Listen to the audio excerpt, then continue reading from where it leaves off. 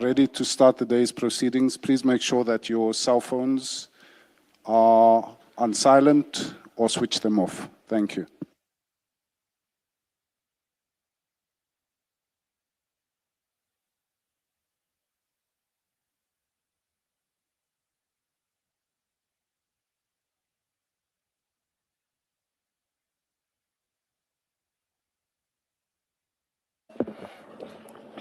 Good morning, Ms. Hassim. Good morning, Mr. Premhead. Good morning, Chair. Good morning, Commissioners. Thank you. Morning, Chair. So before we begin with the witness today, we have one matter to deal with. Yes. And that is Mr. Karim's appearance. Yes. And I'll let my learned friend, Mr. Clement, begin. Yes, Mr. Premhead. Chair, I'm hoping that you and the Commissioners have the latest bundle which was provided to us this morning by the Commission, for which we're very grateful. But at paginated page,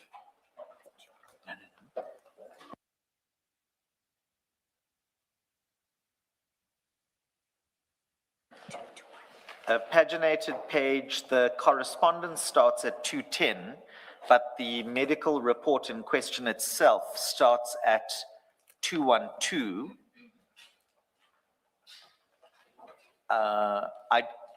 I hope you have it. I'm seeing indications you do have it. I don't want to read bodily or facial expressions. No, the minute you opened your mouth, my colleague Commissioner Kumalo said page 212. Okay, perfect. I'm indebted. I'm also not sure if the commissioners have had a chance to consider the content of the report. I'm seeing indications there have been. And effectively, may I just ask you if you've got that report in front of you, to turn, and I'm going to take you to the end if you don't mind. I would take you to paragraph 20 at paginated page 225 of the bundle.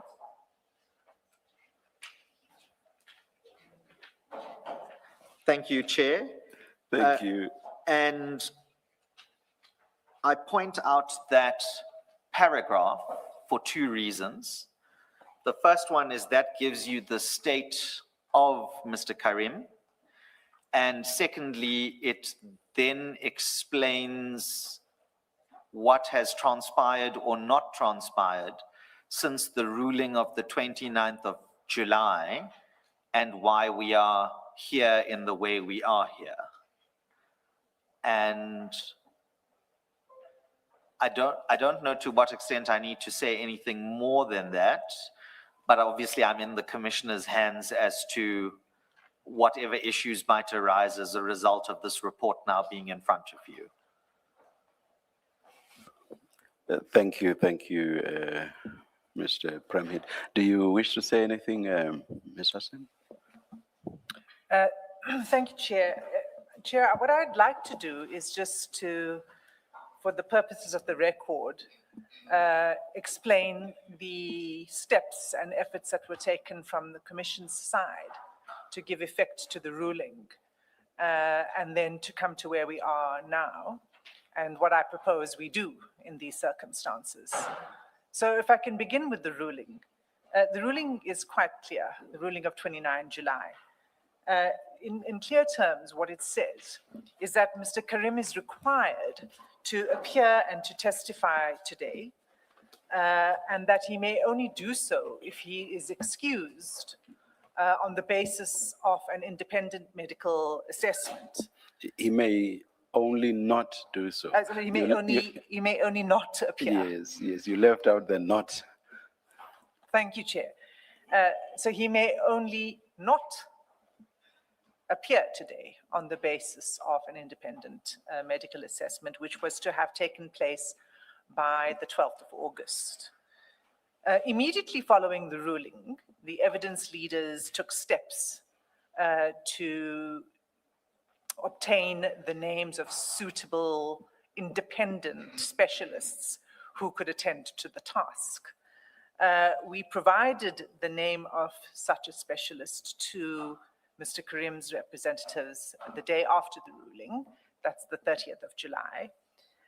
On the 31st of July, we received a response from Mr. Karim's attorney saying that they had forwarded that information to the family and to the treating doctor. You'll recall, Chair and Commissioners, that the ruling required that if there is no agreement on the proposal from the evidence leader's side by the 3rd of August, that then the president or the chair of the professional association should nominate an independent specialist. So we heard nothing further from Mr. Karim's attorneys. And so we wrote again on the 3rd of August, the deadline, requesting a response by 10 a.m. on the 4th of August, especially a response as to whether Mr. Karim has consented to an independent medical evaluation, because we were concerned with putting things in motion and putting people out unnecessarily. We also indicated in that letter of the 3rd of August that if we didn't hear back from them by 10 a.m., that we would then contact the president of the association in order to set things in motion. No response was received on the 4th of August. We approached the president, who nominated a specialist. And we thank the president of that association for responding to the commission's requests with urgency and providing us everything that was required. And we regret if there was any inconvenience caused. The president provided us with the details of the independent specialist. This was communicated to Mr. Karim's attorneys on the 6th of August. It was only on 12 August that the evidence leaders received the treating doctor's report, the report that Mr. Premad has now referred the commission to. And so the report provides to us, for the first time in this process, a detailed explanation of what is said to have occurred following the ruling on the 29th of July. Whatever may have been occurring between Mr. Karim and his family and the treating doctors, none of that had been communicated to the evidence leaders while we were attempting to give effect to the ruling.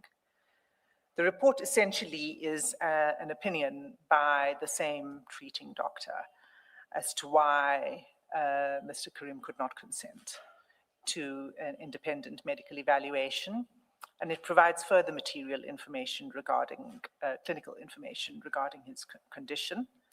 Notably, it says nothing about the outings that we referred to in the postponement application, the daily outings by Mr. Karim. There is reference to the 14 July excursion to Woolworths and to Kauai, but, and that's for the purposes of complaining that it had become public, that it had been made public. Is the answer to that not possibly that that was dealt with within the postponement application, even by the treating doctor? Well, it wasn't dealt with in depth by, it wasn't dealt with from the perspective of what the meaning of that is for Mr. Karim's inability to testify now. And that's what we are concerned with now, is the current condition in the light of these daily outings. I would have expected that that would have been addressed more fully, given that it was a significant aspect of from the evidence leader's side, the opposition to the postponement application. But that's not the main, that's not it. The problem, the difficulty we have also with the report is that it's a lengthy report that's furnished 2 days before the hearing without any opportunity for the evidence leaders to obtain a considered expert opinion upon expert opinion of the contents of the report, right? As the Commission is aware, there is an independent specialist that the evidence leaders have consulted and would have otherwise wanted to consult on this. But the report is expressly marked strictly private and confidential, medical privilege invoked, not for dissemination, and that it is furnished strictly and only for the consideration of the chairperson, commissioners, and the evidence leaders, that places us in a difficult position because it's prepared at a level of clinical detail, and it says so. The doctor this time says the last reports were for a layperson. This report, he says, is prepared at the level of clinical detail that's appropriate for consideration by a medical professional, but the restriction that's imposed upon its dissemination makes it impossible for us to obtain, for our own purposes, any independent assessment from an expert of that report. So where we find ourselves now is in this circular process, and we keep going around the mulberry bush with respect regarding this witness. And at the time remaining for this commission, and this is the submissions I'd like to make on how we'd go forward, Chair and Commissioners, there's limited time remaining for this commission to complete its mandate. At this point, we submit it's appropriate for the commission to simply make its findings based on its assessment of the evidence that's already before the commission in the previous hearing at which Mr. Karim was present, and the evidence that's been provided, and also, for that matter, on the basis that there's certain information that has still not been furnished. The chair is now familiar with the basic information that we've requested on just financial statements. That hasn't been forthcoming in the interim since the postponement application either. So what we would submit is that the commission now just makes its findings based on the evidence that it currently has without any further... What kind of findings do you have in mind? I'm sure you are not referring to the postponement application because the ruling on that application was made on the basis of what was before the commission at the time of the hearing of that application. So what sort of findings do you have in mind? Chair, I'm referring to any findings to be made on the basis of the evidence that was led on the 9th and 10th of March. So it's on the merits of what the issues are, whether it shows any of the conduct that we were presenting at the time that we felt fell within the terms of reference of the commission. I hear you. So it's those findings. So the evidence we have is the evidence we got. Yes. And let's live with that, is what I'm proposing. Yes. But and what is to be done about the issues that the evidence leaders considered to be still outstanding? There's just nothing that can be done in that regard.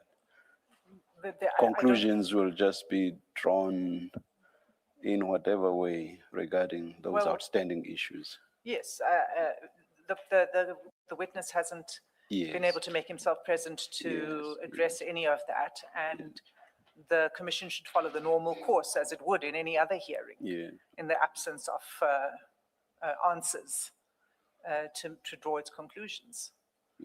So if the outstanding matters tell an adverse story on their own without anybody speaking to them, then the commission may draw whatever inferences in that regard. Indeed so, Chair. That would be the normal course in any hearing, even in a court.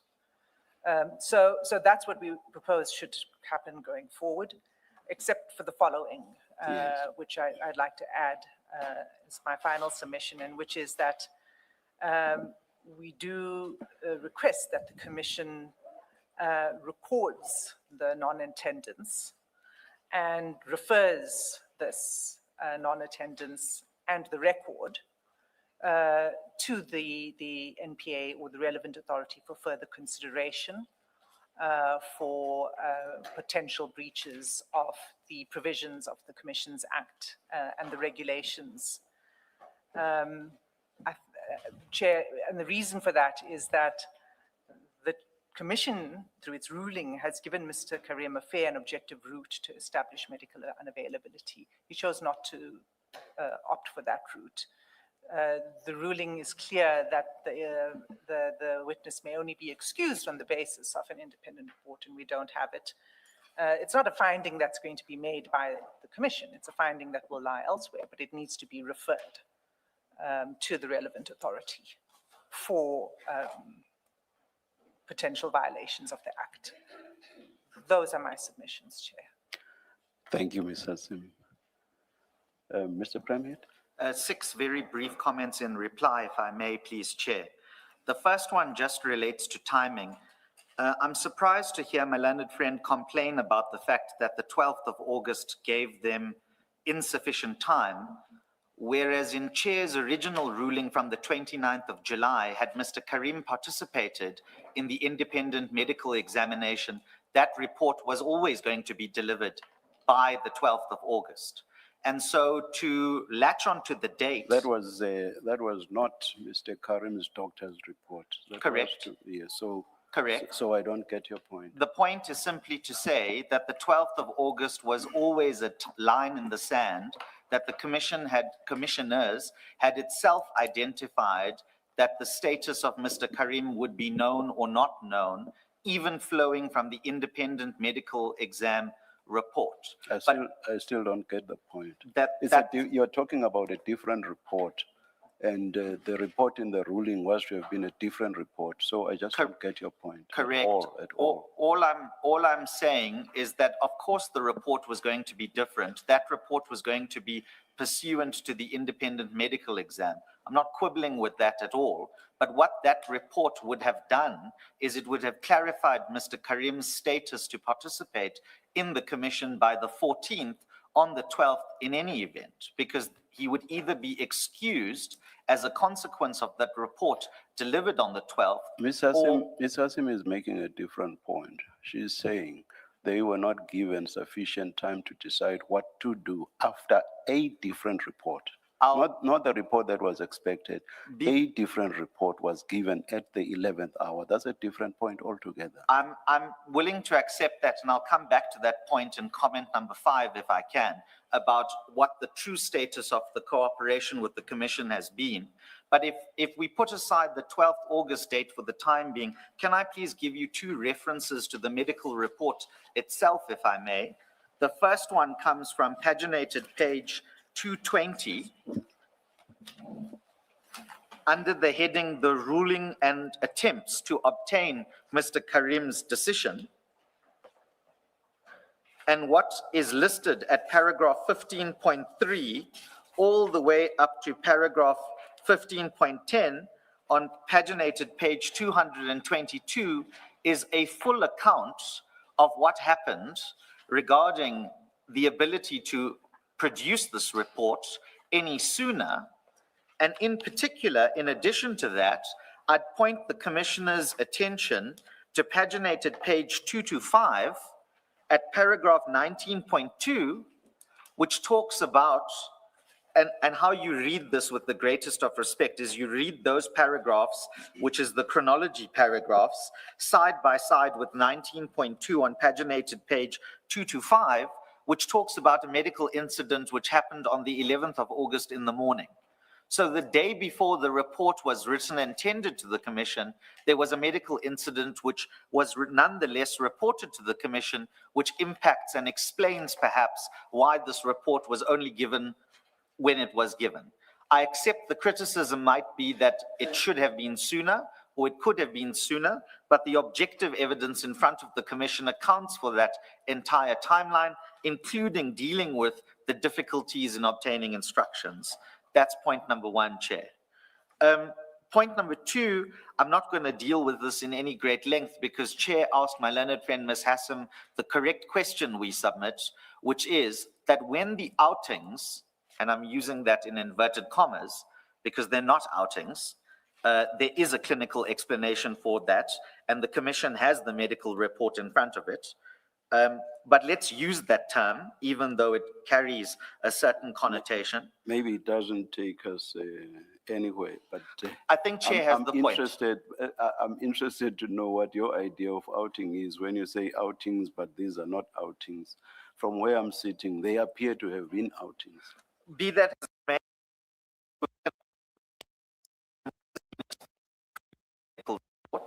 So the point is to put two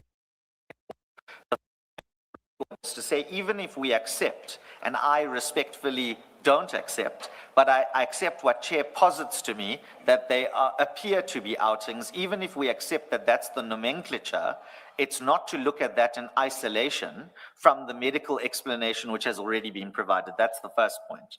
The second point is to say, with the greatest of respect, that the criticism, and I'm not sure if it is a direct criticism or it's an indirect criticism, that those outings, in inverted commas, are not being dealt with in the latest medical report, is also because that represents a shifting of the goalpost.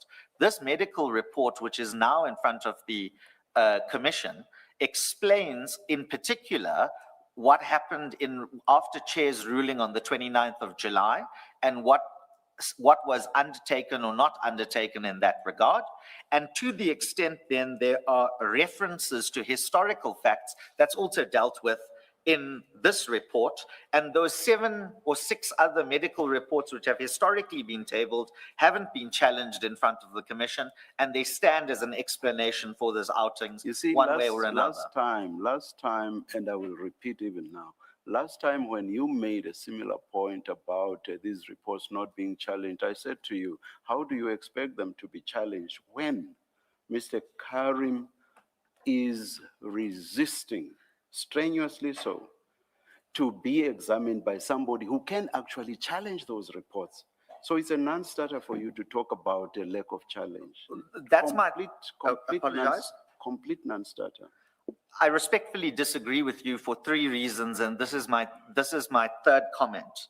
In the first instance, the doctor has himself made himself available on more than one occasion to the Commission. It's not the doctor that the Commission wants to have assessed. It's not the doctor. Be that as it may, it's a less intrusive means that's available to the Commission in circumstances where the purpose of the examination is to run a parallel process to verify those clinical opinions. That's the purpose of getting the patient into a voluntary medical examination. The point I'm making is that the doctor... I'll listen to the rest of your rebuttals, because you say you disagree with me, and I think you said on 3 bases. Yes. So the first one, I do not accept at all. You may continue arguing on it, or you may proceed to number 2 and number 3. No, I won't. It's on the record, and that's sufficient for my purposes. Okay. The doctor's made himself available. Nobody's chosen to do anything about that. Nobody wanted to assess the doctor. So No, but may I finish? I apologize, Chair. That's simply not an answer to my point. With all due respect, though, I think we're speaking cross purposes, because what Chair We are said... not. We are not. I understand you perfectly, and I'm sure that you too understand me. To counter the question whether Mr. Karim is indeed unable to come to this commission, the commission has said it wants to have him assessed by an independent specialist. He has refused that should be done. That's the assessment that the commission wants to have. It's not an assessment of Mr. Karim's specialist. That's a simple point I'm making. Yes. And for Mr. Karim to offer us his specialist, that does not assist. In fact, that actually takes us to what courts always say, the hired gun principle. Because from where we are sitting, we do not consider Mr. Karim's doctor to be an objective expert. He is an expert that's closely associated with Mr. Karim, and who, from where we are sitting, unless we get another opinion, appears to us to be pushing Mr. Karim's story.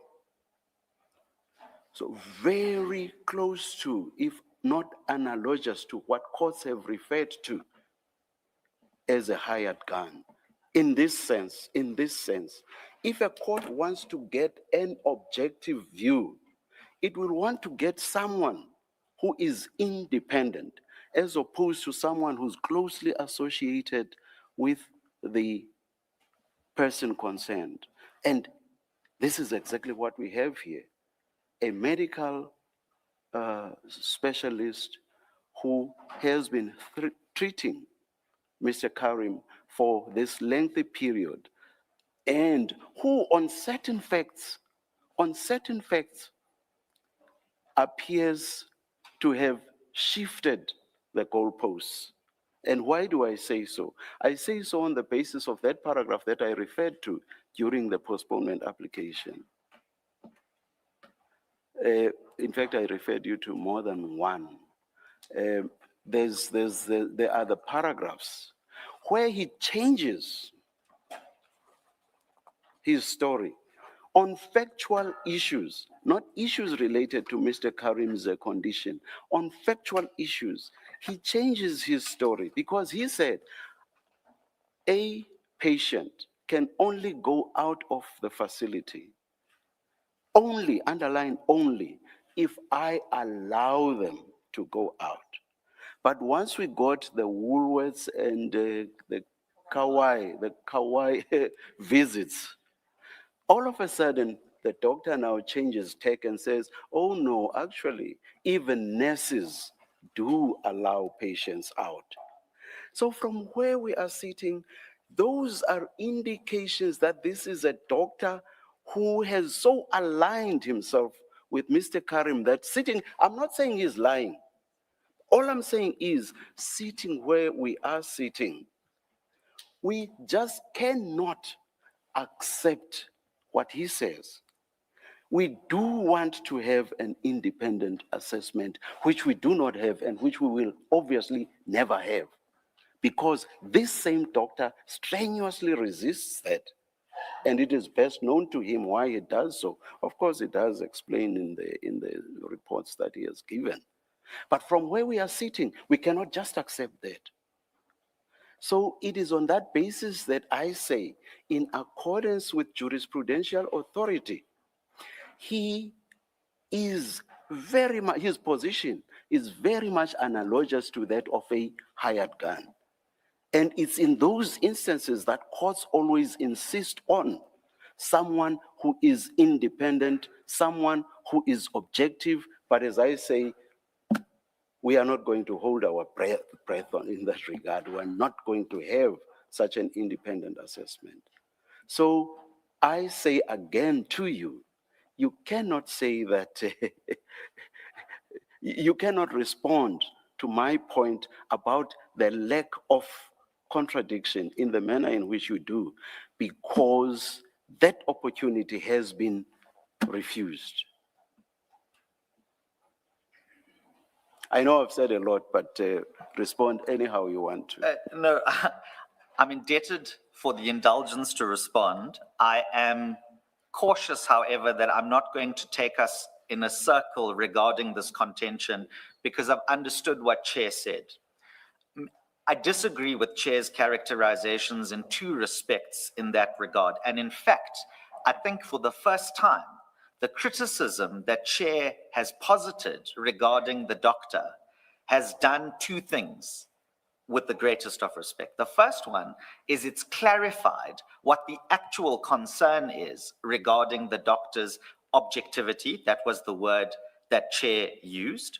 And also to set out the justification as to why the independent medical exam is potentially needed because of that concern on objectivity. May I say two things in response to that, please, Chair? The first one is, I think, and I say this with all due respect, and I hope this doesn't come across as being impertinent. I think, Chair, you've actually articulated why the doctor is more necessary, not less necessary, if his objectivity is in doubt. Because if his objectivity is in doubt, which is not necessarily the same regarding the rightness or otherwise of his clinical conclusions, then it's him as the doctor offering that evidence who has to be impugned so as to demonstrate that his objectivity is justifiably in doubt, And whereafter his objectivity is justifiably in doubt, then the gateway mechanism to the medical examination is opened. So where I respectfully disagree with the chair is I say the conflation, and I use that word respectfully, I obviously don't mean it in a personal way, but the conflation that chair has made in positing the reason for the independent medical exam to me is an objectivity issue. But if that's an objectivity issue, an independent medical exam may come to the same conclusion that this doctor has, but that doesn't do anything in respect of his objectivity or otherwise. And what I would respectfully say, and what courts do all the time, is where an independent expert is used by one side or another as to evidential issues and legal conclusions, then you don't go and bypass that particular expert to go to the underlying individual or evidence. You impugn that expert. You impugn his objectivity, whether by demonstrating he's a liar, whether by introducing your own rebuttal expert witness, or so on. That's the ordinary mechanisms of litigation. And so the conflation that I'm respectfully contending for is... May I just say, I'm not conflating anything. We don't have to have only one reason. The reason may one be the commission wants to be sure that there isn't a basis for not accepting what Mr. Karim's doctor says. That's one. And two, I'm then saying, the doctor appears even on factual issues to have so associated with Mr. Karim's case, let me call it that is additional to the first reason as to why the commission would want to satisfy itself. So the original reason stays, it remains. So what you are addressing does not suddenly become the reason. Yes. Thank you, Chair. Could I be cheeky? And sorry. And also I'm not altogether sure that I agree with you with this staggered approach on how one deals with expert evidence. I don't agree with you. You may upfront just say, I want to establish whether this should not be questioned by, at the outset, having an independent assessment. So your staggered approach, I just don't agree with. Yeah, you may respond. Chair, I still have my second reason I'm going to come to. I'll come to that in a moment. I'm just on the objectivity leg if I can. On the issue of the reason, I'm going to be a bit cheeky and say it can be any reason to doubt the objectivity. It doesn't matter what the reason is. My fundamental point, and I know Chair says he doesn't conflate anything, I'm going to step away from that word. My simple point then is to say that if whatever your reason is to doubt the objectivity of the expert put up, in the particular instance of a medical examination, you cannot leapfrog that evidence and that practitioner to go directly to the patient. Why not?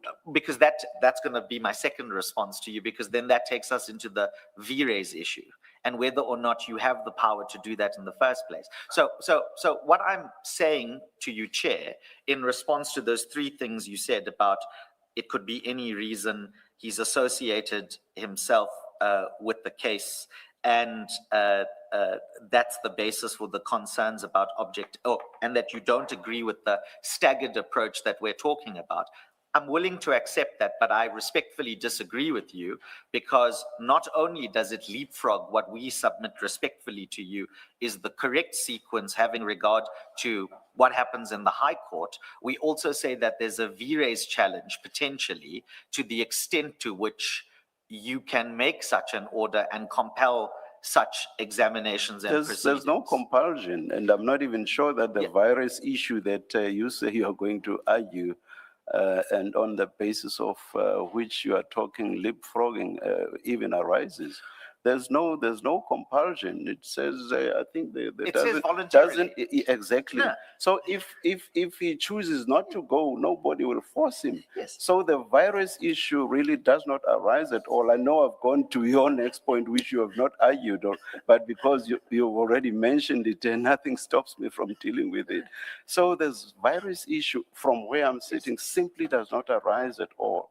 So there's no leapfrogging at Well- all. Well, with all due respect, I think that it takes, and again, you would have received the highlighted transcript, which we say bears out our recollection of events from the last occasion, and I'm not going to revisit that. All I'm going to say is that takes us to the exact point that we debated there, which is, if it is truly voluntary, then no negative consequence can attach on the election of the voluntary choice. And that's where Chair and I think we agreed that we were ad idem in that regard. And then Chair moved on to, but what are the consequences if he chooses not to? And then are those subject to some or other bar?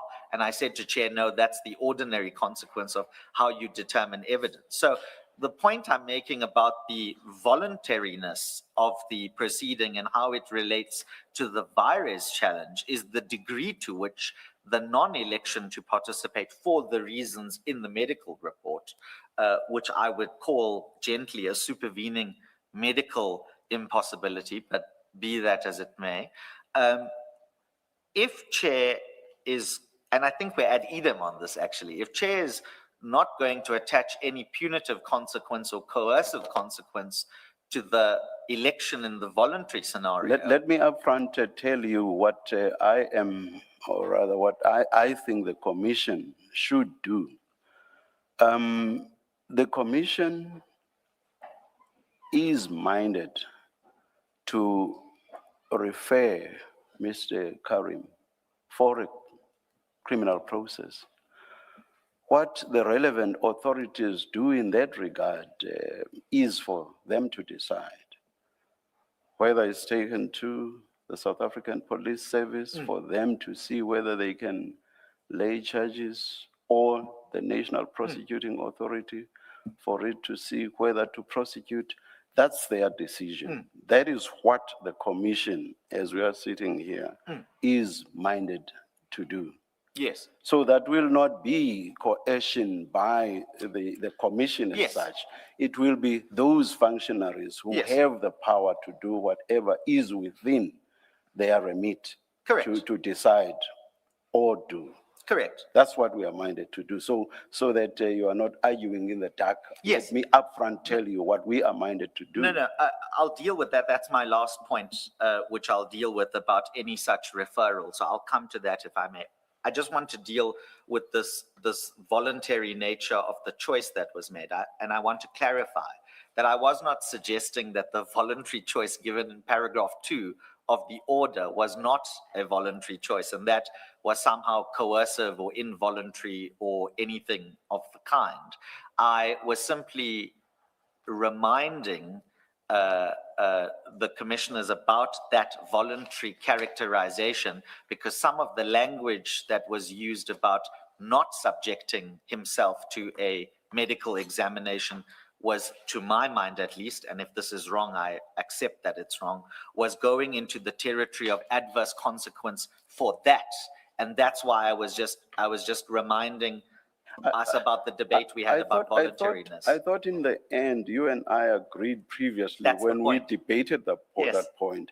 I said to you, I was not talking about adverse consequences that would arise purely from the fact of failing to testify. Then we're at Eden. We were Yes, even then, and we're still at Eden now. I think you actually Yes. said so. Yes, we're still at Eden. All right, That's please. the only You point may- I was you may- making. Okay, you That's may- the only point I was making. You may So, continue then. Thank Yeah. you. My fourth comment. On this issue about obtaining, because Ms. Hassam said something to the effect about the time consequence, only receiving it on the 12th, that there's limited time to receive their own expert rebuttal evidence, for lack of a better phrase, to obtain their own instructions regarding that and their next steps. All I'm going to say on that regard, in that regard, Chair, and not to reopen something we've moved beyond, is that's also part and parcel of the tender that was made as to why the doctor would make himself available. Because you'd remember the doctor didn't only say, obviously subject to in camera because it's about medical information, I'll come here and opine to you. Express reference was made about cross-examining him and so on.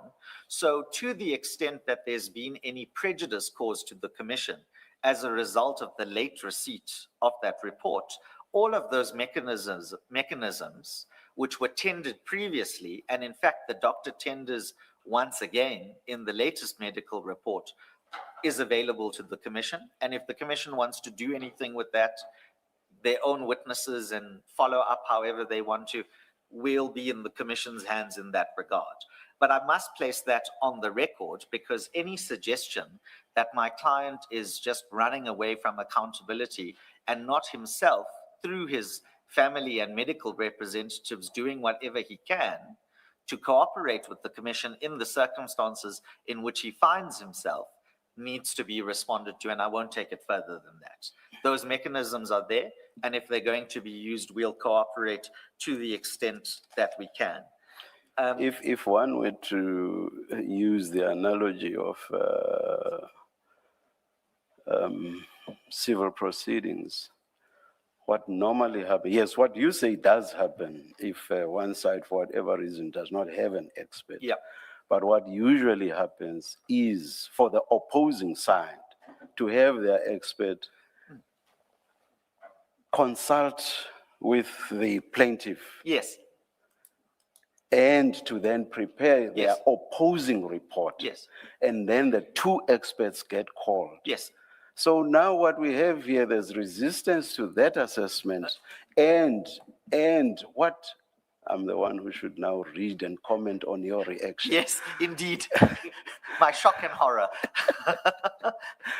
Now, what's happening here is, in addition to that resistance, the one doctor offers himself to appear before this commission and to be subjected to whatever questioning. So it's rather an odd one. But as I said right at the beginning of what I'm saying now, it does happen on the odd occasion that there may be one expert, but the norm is to have two opposing experts, Yes. both experts having examined Yes. the patient, done their own assessments, prepared individual reports on that patient. Yeah. Now let's hear you on that reaction. I'm not sure I agree on where you ended, Chair, which is to say that both experts examine the patient and then give the differing rebuttal evidence. And the reason I say that is, obviously we're not in Rule 36 territory about the assessment of damage from medical injury or whatever the case might be. And also because it's a voluntary examination and it can't be compelled, that's why I disagree with the characterization in the way of this expert rebuttal process. I'm not in the realm of the virus issue. Agreed. I'm Neither not am I. there at all. Agreed. Neither I'm am I. just at the level of how evidence of this nature is ordinarily dealt with, how it plays itself out in a court environment. That's Yeah. all I'm debating. We're in the same place. Yeah, I'm not in the yes. V-Rays. So the voluntariness, Yes, yes. compulsion, and so on does not arise No. in that context. Agreed. I was just saying that those are the important context issues which need I've not forgotten to be them. considered. I've not forgotten I'm them. indebted. So the point that I would make regarding that process that Chair posits to me about rebuttal witnesses and contrasting experts, and Chair says is in the ordinary course, that's what I was saying a bit earlier about less intrusive means about the available to the commission. If the doctor's evidence, which Mr. Karim's doctor's evidence, which relies on his objectivity, is in dispute. And that's the basis through which it can be impugned as a less intrusive means without taking us into a V-Rays problem about is this voluntary examination voluntary or not voluntary. So I would respectfully say that what Chair has posited to me is the exact thing that the doctor has been tendering. And I think, in fact, in correspondence, Mr. Karim's own attorney said, let's do it this way so that you can get the degree of satisfaction that you require. Now, I understand, Chair, to say that, that might be how it's ordinarily done in the High Court and maybe it's different in the Commission or whatever. All I'm saying is that's a process that's available. And if my learned friend contends that there's prejudice suffered as a result of the lateness of the report, whatever unfolds as a result, now that they have the report and their possession will unfold, and we'll deal with it as we need to deal with it. But the fact that the mechanism is available, which we on behalf of Mr. Karim proactively offered, and Chair himself now recognizes as a possible mechanism. I'm not saying Chair says it's right or correct or good or whatever. I'm just saying it's in the realm of possibility. Which mechanism? Are you talking about the doctor? The rebuttal witness mechanism that Chair started talking about. I'm saying that the fact that that mechanism exists in the possibility of options in next steps as a less intrusive means is as far as I'll take it. The fact that there are ways to obtain the Commission's own assessment about objectivity or But otherwise that assessment without the medical examination. No. I was talking pursuant to a medical Yes, examination. but you remember that. And that's what Mr. Karim, through his doctor, is resisting. So Yes. I don't get you. No, remember I said that was a contextual issue, that the voluntary exam is voluntary, and then Chair responded and said, but we're not there because that's a virus issue and we're not talking about that. There can't be a rebuttal witness in the sense I was talking about if there has not been an assessment by that doctor. And that's where I said I respectfully disagreed with that. Remember, that's the first thing I said is I disagreed with that characterization at the beginning. I just wanted to make sure, that because it seems you misunderstood me. I didn't misunderstand. I was talking rebuttal after an assessment by that rebutting doctor. And I immediately responded and said, I'm not sure I agree with you in that regard. Can you move on to your next point? No, that's fine. Please? I was just setting out then the basis for my disagreement with you, Chair, respectfully, about how that mechanism is going to work. I don't have to take it further. We can't force him, we agreed, and Exactly, which is why I'm talking about the criminal process that the Commission is minded Exactly to. the point, Chair. Yes, Exactly the point, Chair. So that is available. May I just then speak to what the Commission says is the way forward? Chair, you'll remember that in its letter, I'm going to read from page 119 of the correspondence bundle, but as far back as the 24th of June, 2026, this is the Commission's letter to my attorneys. At paragraph 12 is exactly what the Commission says today is the way forward, obviating the need for a medical exam. Evidence leaders, Mr. Evidence Private, leader, don't confuse. I apologize. Don't confuse what the evidence leaders say with what the Commission. I apologize. The evidence leaders, and I don't want it to sound like I'm They now say personalizing in the this aspect. circumstances, the evidence leaders will proceed as follows. Yes, so, and that was, you'll remember that was on the 24th of June, and then I think we were in front of you. And then there was an exchange of correspondence, and this medical exam issue arose after this letter. But in response to that particular letter at paragraph 12, came our letter, which starts at page 121, which says, yes, if that's what you want to do, that's what you must do. And so insofar as Ms. Hassan says today, the evidence leader says today, that this is the position of the Commission, and we'll... Of the evidence. Of the evidence leaders, I apologize. Ms. Hassan says that this is the position of the evidence leaders. We understood that to always be the case from that page previously, and we've never taken objection to that, which is why, Chair, you'll remember in that debate that we had, I think, that the transcript refers to, when you and I were discussing the adverse findings that were to be made, my response to you was that, yes, that's the ordinary way in which evidence will be dealt with. And if it's unanswered, you'll draw the appropriate inference, you'll draw the appropriate credibility finding, and that's the risk that my client was always subjected to, and that's the consequence he must face. So if that's the Commission's attitude today, consistent with what they previously said on the 24th of June, in that debate with you, Chair, you'd remember I said I can't commit my client to a position, but I explicitly said to you I could not fault that that's the end point we'd come to. So to the extent that's the evidence leaders, Commissioner Kamalo, to the extent that's the evidence leaders' position in front of you today, I accept that position. In fact, and not to be flippant about it, we were already here a month and a half ago, and only as a result of the Commission's extension and the possibility of a medical exam did all of these issues arise all over again.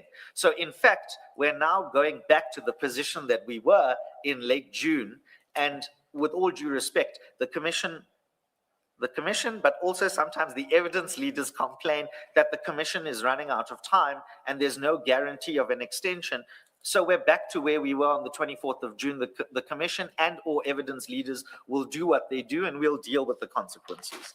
Lastly, Chair, on the issue of the possible preferred recommendation of criminal sanction, whilst you've got that the letter I referred you to starting at 121 in front of you, it's just a few pages on from the Commission's letter at paragraph 12 that we were dealing with. If you could please go to paginated page 124. 124, yes, indeed. That's the request. Again, Commissioner Kumalo. Thank you, Chair. I'm indebted, particularly paragraph 11. If such a recommendation is going to be made, then on that specific question about whether criminal charges should be recommended or not recommended, all I'll say is that our client, as far back as the 24th of June, asked that if such a referral was going or recommendation was going to be made, that he be given the chance to address specifically that referral decision, consistent with authorities like Dupree and so on. And also, because that's an Audi issue, we say respectfully, and particularly to place in doubt the question of willfulness and whether or not such criminal charge is competent and viable as against my client. However, sorry, Oh, but apologize. aren't those issues, that is the issues of willfulness and so on, issues that should actually arise before the relevant criminal authorities, if that referral does not get killed at the level of SAPS or Yes. at the level of the NPA, they may then be dealt with by the criminal court. So I'm not sure I get your point. What I was going to say, and then rightfully I showed deference to the chair, is that on that particular point about Audi in front of you before the recommendation, I was going to say that's not the hill I'm going to die on, because it might be correct that you can make the recommendation being recommendatory in nature without ticking the box of direct external legal effect, as well as adverse consequence, that you even owe us the right of Audi at that stage, because the correct decision-making functionary is where we'd have the ability to make those representations anyway. So what I was going to say to Chair is that the request is in front of you. You may choose to say no, which is fine.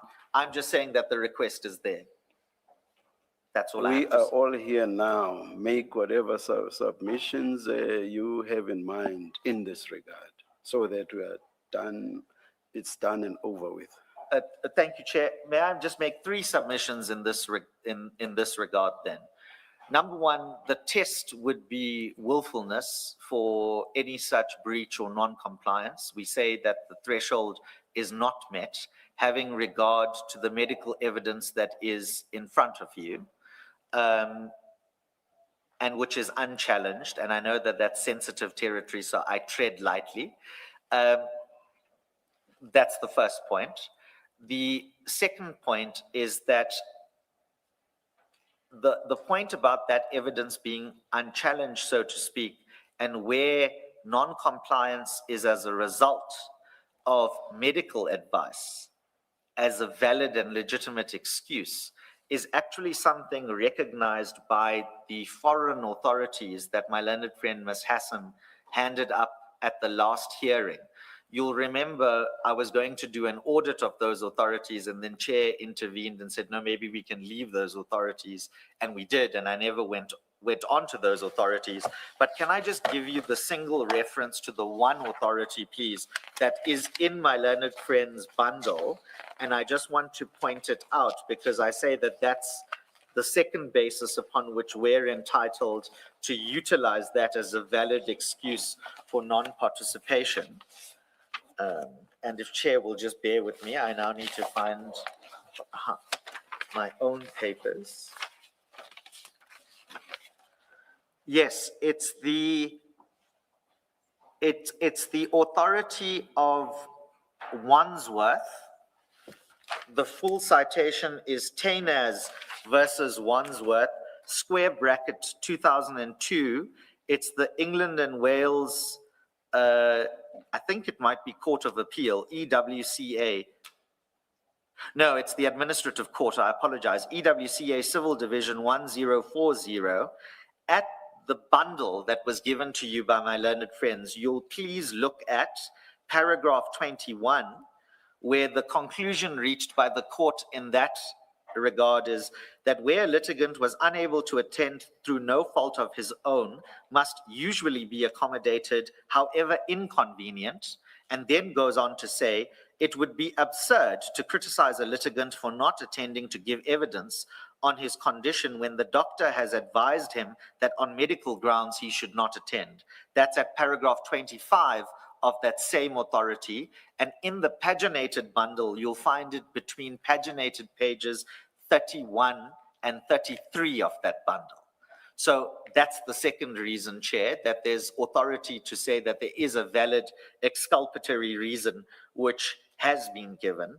And the third one, Chair, is to say that, and I don't want to rehearse this argument, is that rather than recommendation, which is a punitive, and I use this word guardedly, but which is potentially punitive to obtain a particular outcome, is he well or is he not well, as on the back of not complying or not attending, there are less intrusive means available, and that a criminal recommendation in the circumstances is the most extreme option available, and that the commission can still, and if the commission does that, and I hope I'm using commission in the right sense now, Commissioner Kumalo, if the commission does that, it almost brings that line of inquiry to an end because it passes it over to a different functionary. But that if the commission and the evidence leaders was interested in continuing this line of inquiry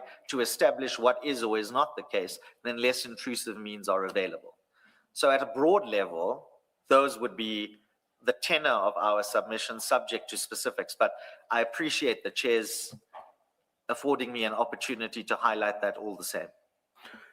Two related issues. One, is laying a charge a recommendation in the sense in which you've referred to? And two, is laying a criminal charge something that would implicate the Audi rights at all?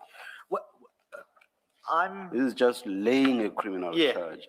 And ordinarily, the Audi rights would be implicated in a situation, or would arise in a situation where a decision is taken. I know you'll say, well, laying a criminal charge is preceded by a decision to lay the criminal charge. I'm happy that you are shaking your head and that you are not going to say that. I'm happy to hear that. So one is laying a criminal charge a recommendation in the sense in which you use that word, and two is laying a charge, or does laying a charge implicate Audi rights at all? Why I shake my head is because I think it depends on the underlying conduct. So if there's a recommendation for the preferment of charges, so in other words, you, Chair, in your capacity as Chair, write to the SAPS, whoever the relevant police station would be, and say, we recommend that you open a case for an offense of the Commissions Act, then I would say that is where the territory is of Audi because of the recommend. I don't see why the letter would say a recommendation is being made. Someone would just go to a charge office or write to the police and say, a charge of ABCD is being laid. So that's laying a charge. It's Yes. not recommending No, that a charge. yes. And then it's for subs to investigate or look at the information given and then saying, because of the authorities that Mr. Prem had referred to, there is no case whatsoever here. And therefore they refuse Yes. they do not even take that docket to the NPA. NPA. No, that's why I'm saying it depends on the underlying conduct. If you are the complainant going to the, and I say you, I mean obviously ex officio in your capacity as the chair, or the secretary perhaps, because I understand that the secretary is the hand through which a lot of the operations of the commission unfold. So I'm going to refer to the secretary. If the secretary is herself, in her ex officio capacity, the complainant at the police station, then that's why I was saying it depends on the form of the conduct. Then I don't think I could have an Audi objection, because that's as good as, and now I'm going to abuse Ms. Madlangwa's name next to me, that's as good as if I went to the police station and laid a charge against Ms. Madlangwa for intimidation, which is probably coming very soon. She's a very good junior. But I don't owe her a right of Audi. I accept that. That's why I was saying, however, if the secretary is going to write to the SAPS to say, I am recommending that you SAPS charge Ms. Madlangwa with intimidation, and that flows from an ex officio capacity. Let me right away say, if what I said the commission is minded to do does eventuate, it will not take the form of a recommendation. The commission will just lay a charge. Yes, so I think we should just step off this idea of a recommendation. No, correct.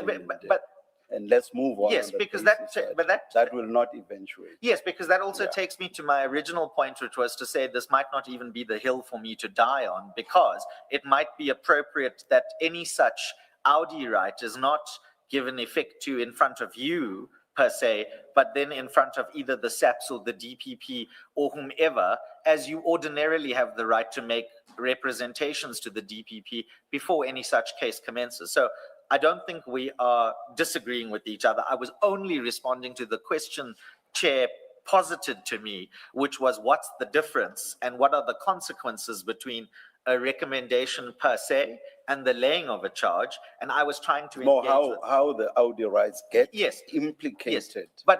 But because Chair has now said to me that if it is to eventuate, it's not going to take the form of a recommendation, the Audi issue is irrelevant with all due respect, because I think we've come to a consensus that if there's an Audi in the context of the laying of the charge, that must happen elsewhere, not in front of you.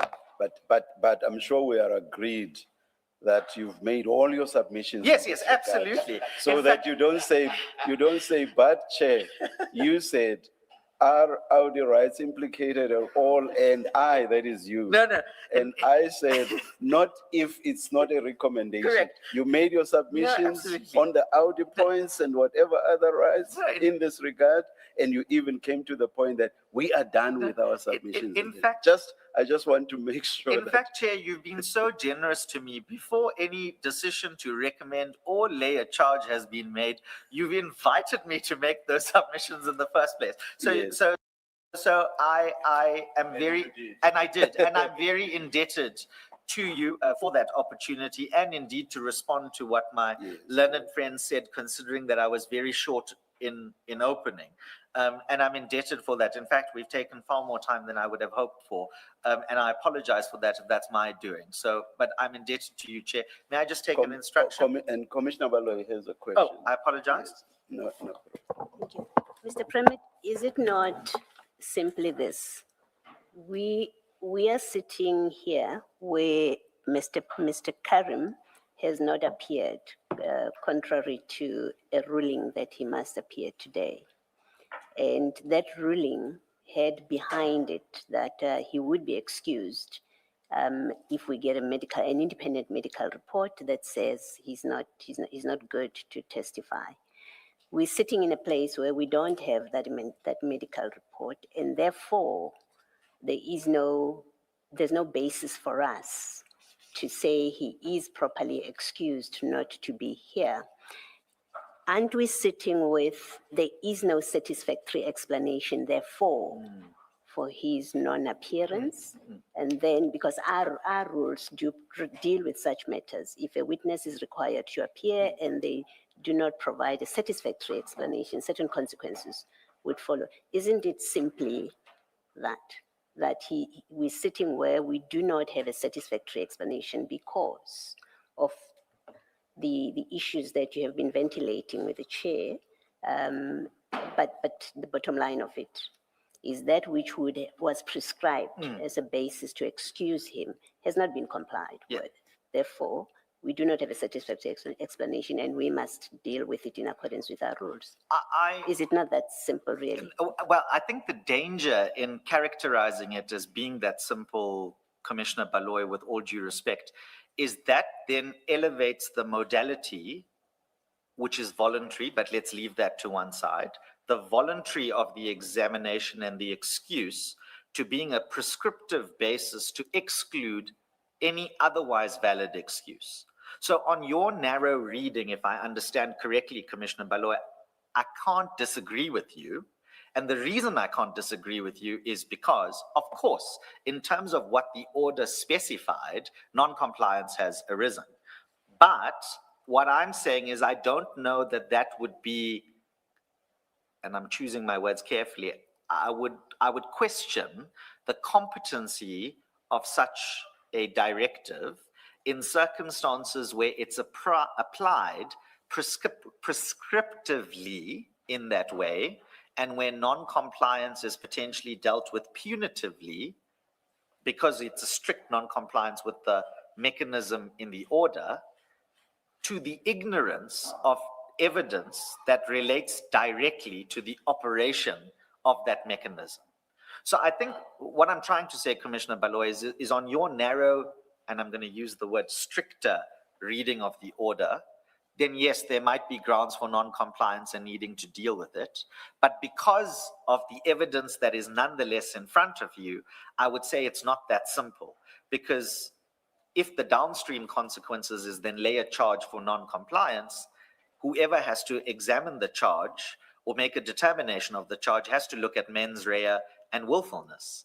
And in light of the fact that the evidence is here already to say that there isn't any of that at play, that's why I'm struggling with the narrow reading in the way in which Commissioner Baloyi puts it to me. But I accept what you say in that narrow reading, subject to my caveat. Well, we're not deciding. The commission is not deciding mens rea. Yes, and indeed. we're never in a position to do that. Indeed. So leave that out of the equation. All I'm saying is, we have his doctor's report.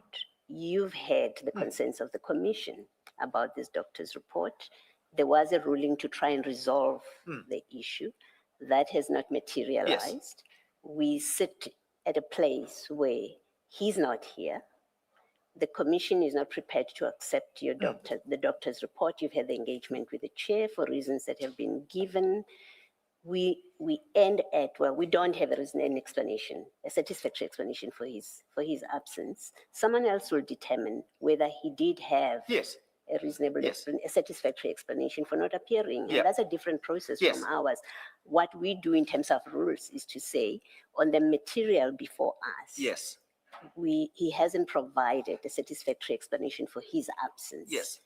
And let somebody else evaluate whether that constitutes a criminal offense or not? No, I think you and I are ad idem on the mens rea and the willfulness point, but when you are sitting, you on bank as the commissioners, are sitting qua commission and are applying your mind as to do we lay the charge for the strict non-compliance of the order as directed, all I'm saying is that one of the factors you'll have to take into consideration as to whether or not to lay the charge is that there is evidence in front of you that suggests that a charge may be inappropriate for the reasons contained in the medical report. If you, qua commission, choose as the decision maker to ignore that or to give it less weight or to proceed and actually say, well, this is not the form of the report, Chair, this is the debate we were having earlier, this is not the form of the report that I wanted, and therefore only because of the form of the report, I'm going to close my eyes to it and I'm only going to look at strict non-compliance. You're of course entitled to do that, but I would say that that's where my concern and challenge comes about the rationality of such a decision or determination in the circumstances because of the available evidence in front of you. It's that DA versus President Simelane Yes, type of course, scenario that I'm postulating. the other way of treating your doctor's report and all the evidence, by the way, not just the doctor's report, everything that has been placed before us about his non-appearance over time. Another way of treating it is to say, we've looked at all of that. Indeed. We are not satisfied that it provides a satisfactory explanation Indeed. for his appearance. So it's not simply we closed our eyes as if those are the only things we could do. Is to look at all the material and say, on all of this, we are not satisfied that there is a satisfactory explanation for his absence. Yes. And on that basis, we refer. Yes, well, I Thank you. think Commissioner Baloy, if that's what the commission does though, because then all the evidence is being considered in the basket of factors, shall we say, before the charge is laid or not laid, then that's procedural rationality met.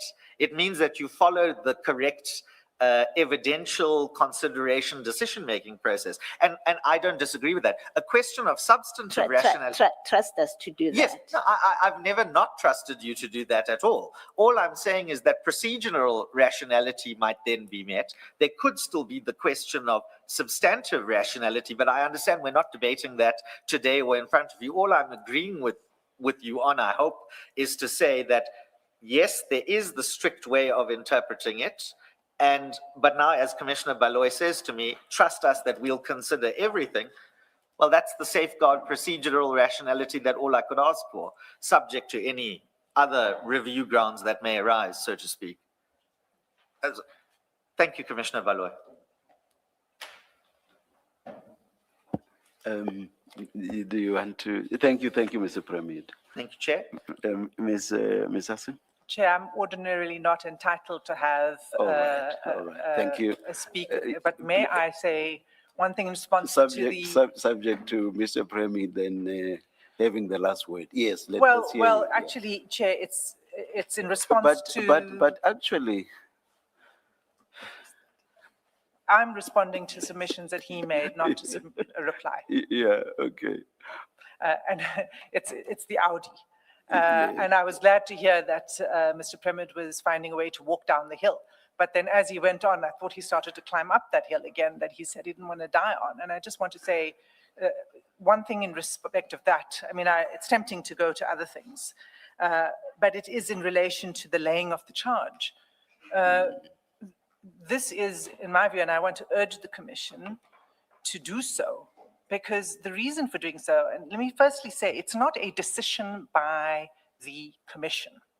It is the laying of a complaint. And even if that complaint were framed as to the SAPS, we recommend that you charge this person for the following. What will the SAPS do with your recommendation with respect? It's not a binding recommendation. The SAPS will say to you, thank you very much for your view.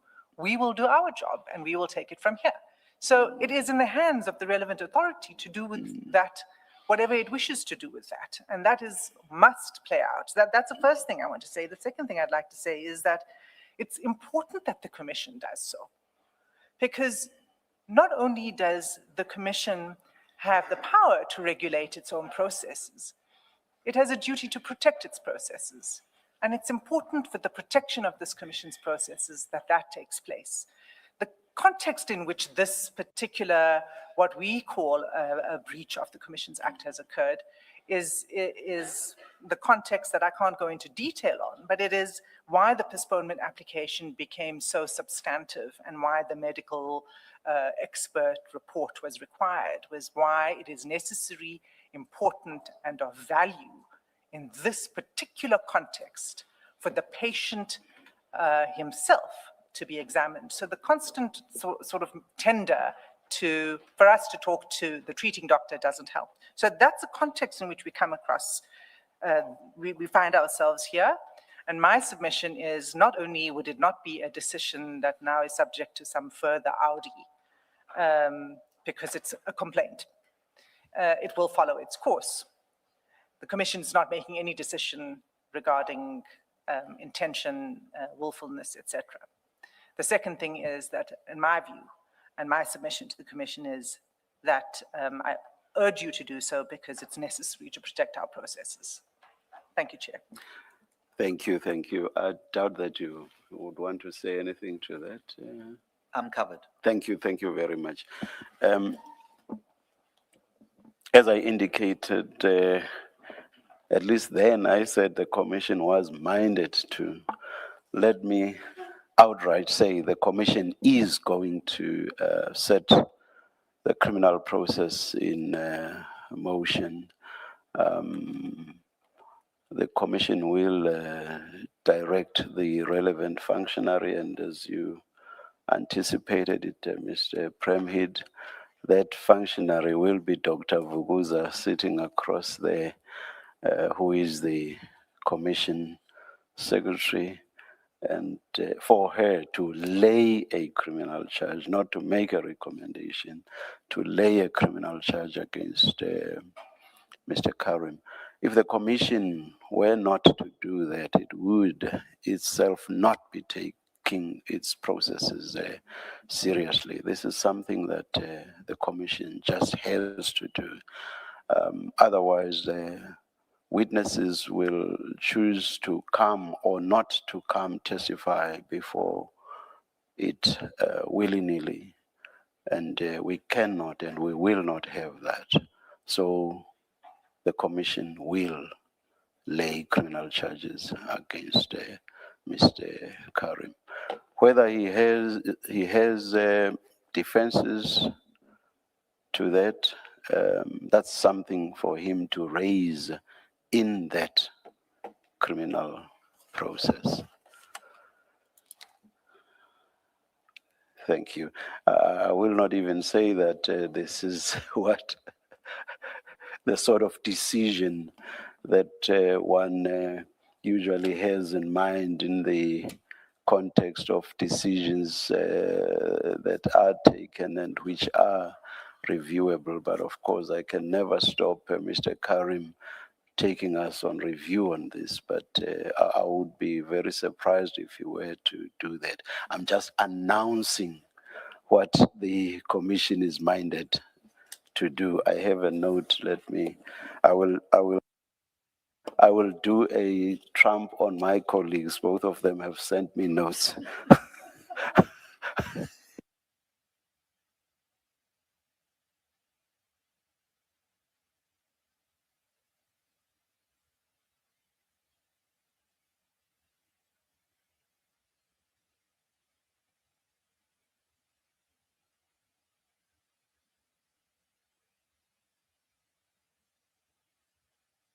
Oh, two issues. One is that's the end of the road insofar as us having Mr. Karim before us. That's it. Then what's happening next? Chair, Ms. Ramsamy is ready to continue with her evidence. What's the time now? Let's yes, we are about 20 past. Mr. Premier, you are excused, but we are taking the adjournment now anyway. Thank you, Chair. Ms. Karim, you two are excused. Passive. I'm very sorry. erode by any You other must name. object, yes. You two are excused, Ms. Hassim. So we'll take the adjournment now and resume at 11:20. Let's adjourn. Thank you, Chair. Thank you.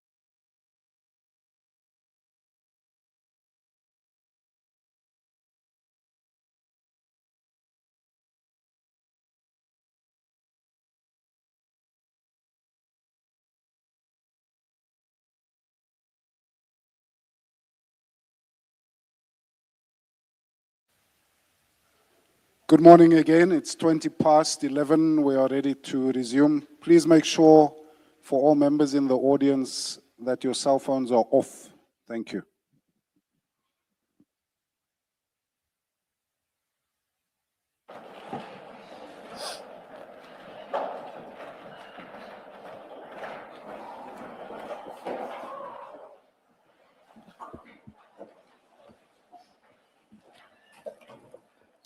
Thank you, Yes, Chair. Ms. Sigels Ngube. Good morning, Ms. Ramsamy. Morning, Chair. Morning, Commissioners. Good morning, Mr. Ramatsekisa. Good morning, Chair and the Commissioners. Thank you. Chair, we're continuing with Ms. Ramsami's evidence. If memory serves me, when we left off, we were still on page 18 of her statement, supplementary statement, and she was dealing with the aspect of a meeting where reference was made to General Matlo on the 27th of May, but in her statement, she was still busy with the authorization of the Medicare 24 investigation. Before we continue with that, Chair, there's a matter that Ms. Ramsamy, that I would like to bring to the Commissioner's attention related to the issue about the IGI report that Ms. Ramsamy testified about, that she said in a meeting on 1 September 2025, Mr. Perumal had told them that that report was flown to the Eastern Cape by the minister. That's how I recall her evidence, and I looked at the transcript. That is how she said it. She since listened, she recorded the meeting. It's a lengthy meeting, but that aspect, we would like to play that audio because Chair will recall her evidence is obviously hearsay that as to what happened, but Mr. Perumal, on the recording, it's Mr. Perumal indicating how the report got into his possession, and we would like to play that recording, and then she will just clarify her recollection of and what her evidence was regarding that.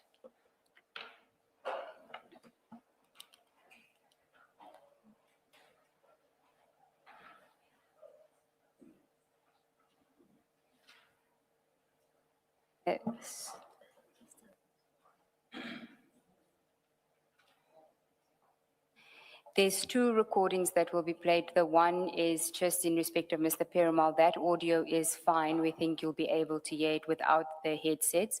There may be another recording that we play. It will depend on how the evidence goes. And for that one, you may need headsets because it's a conversation where one person is very audible and the other person is not, Chair.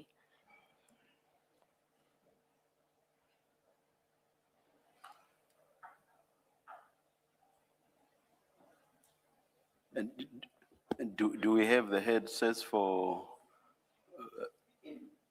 We don't need the headsets now, Chair. No. I Oh, mean, if when should we? When we get to that point, are there any in front of you, Mr. Ramatsekisa? None. None yet. If we do play the recording, Chair, we'll make arrangements, yes.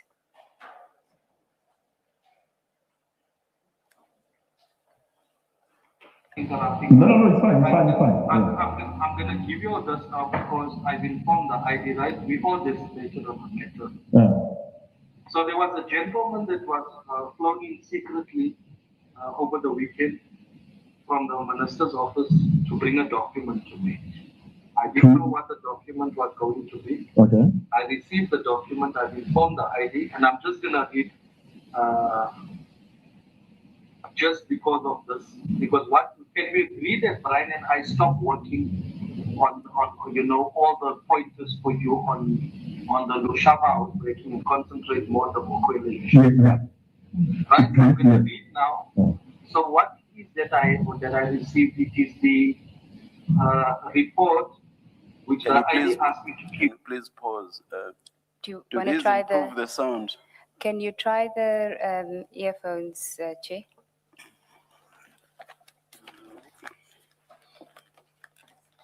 And, Chair, in the meantime, on this one, we can follow. oh, okay. Yeah, maybe the next one, that's when we can. But this one we can follow.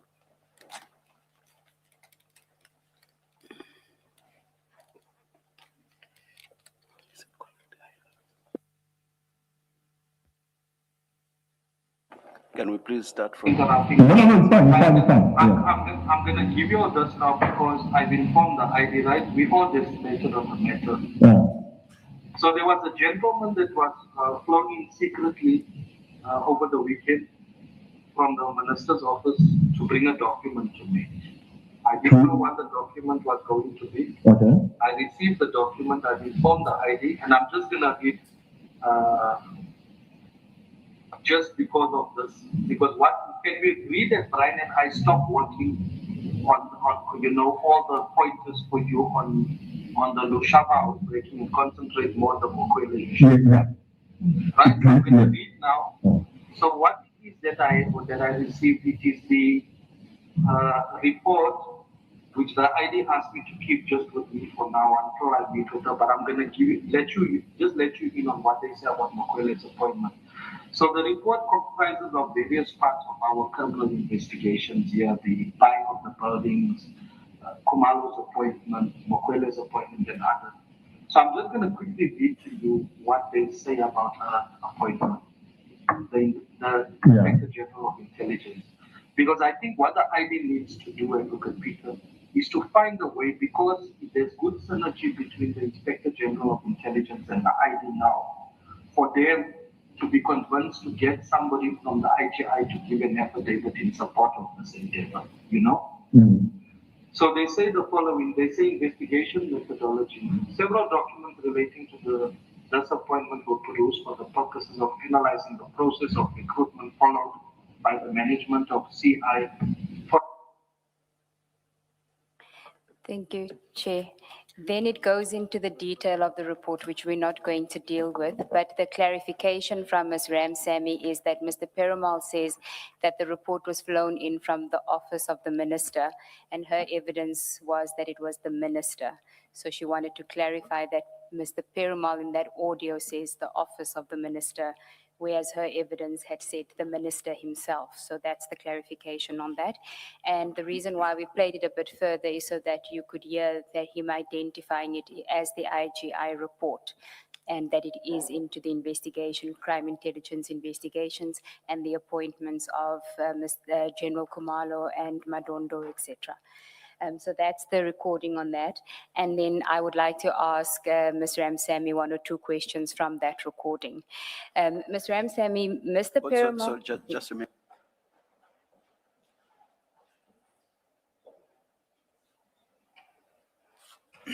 Is Ms. Ramsamy going to identify the That's voices what I was for going us? to ask her, All right, yes.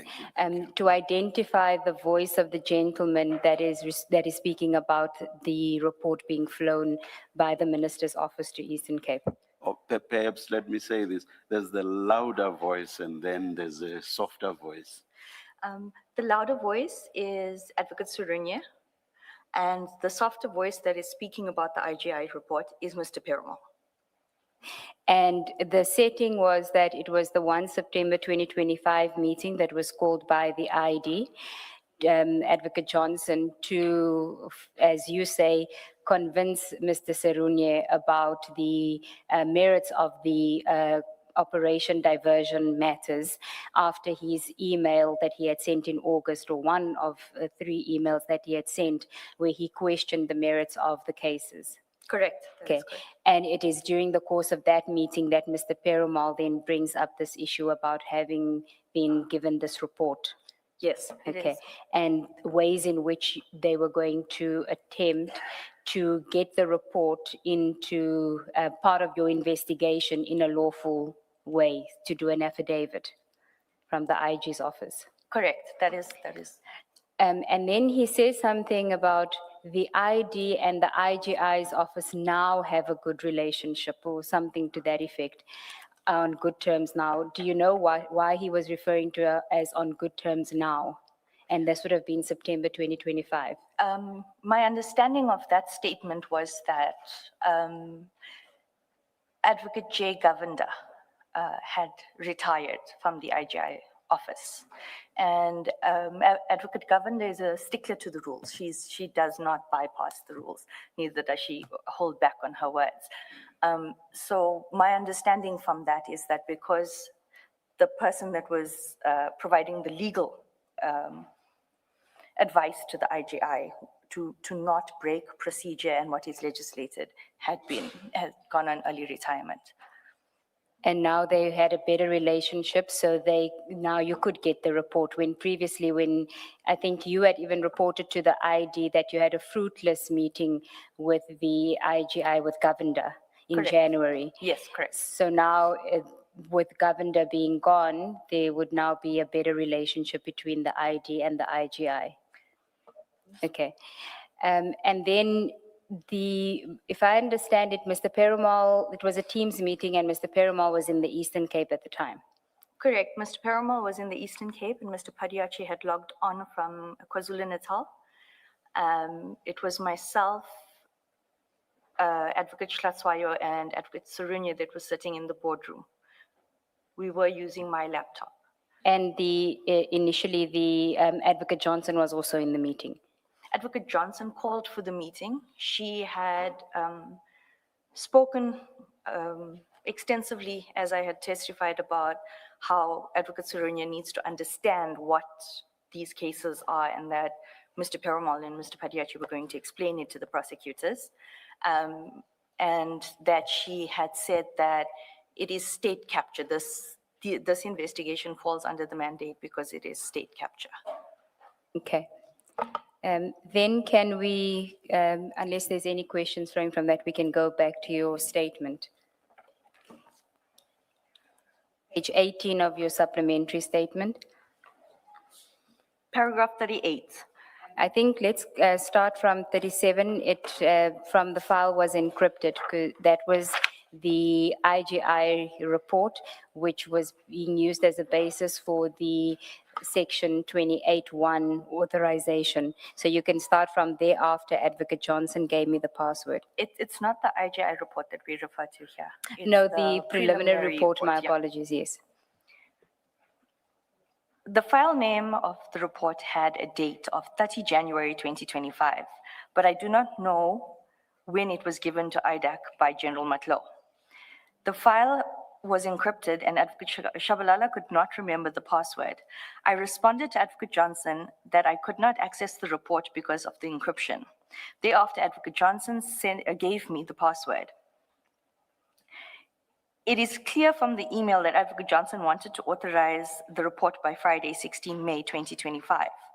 I did not understand the urgency. If there was a preliminary audit report dealing with the matter, I did not understand why Advocate Johnson needed to urgently authorize the investigation and even bypass the Section 2813 process.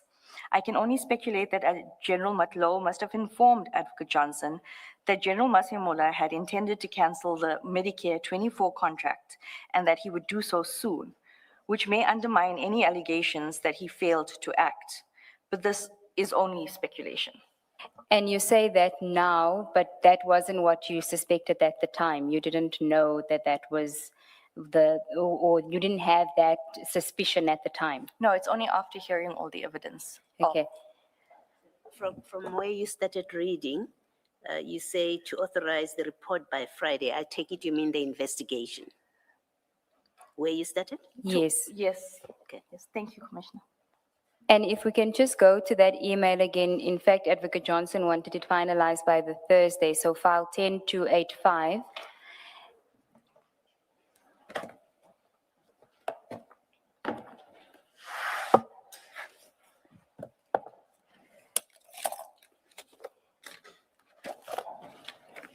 File 10285. And it's the email at the bottom of the page.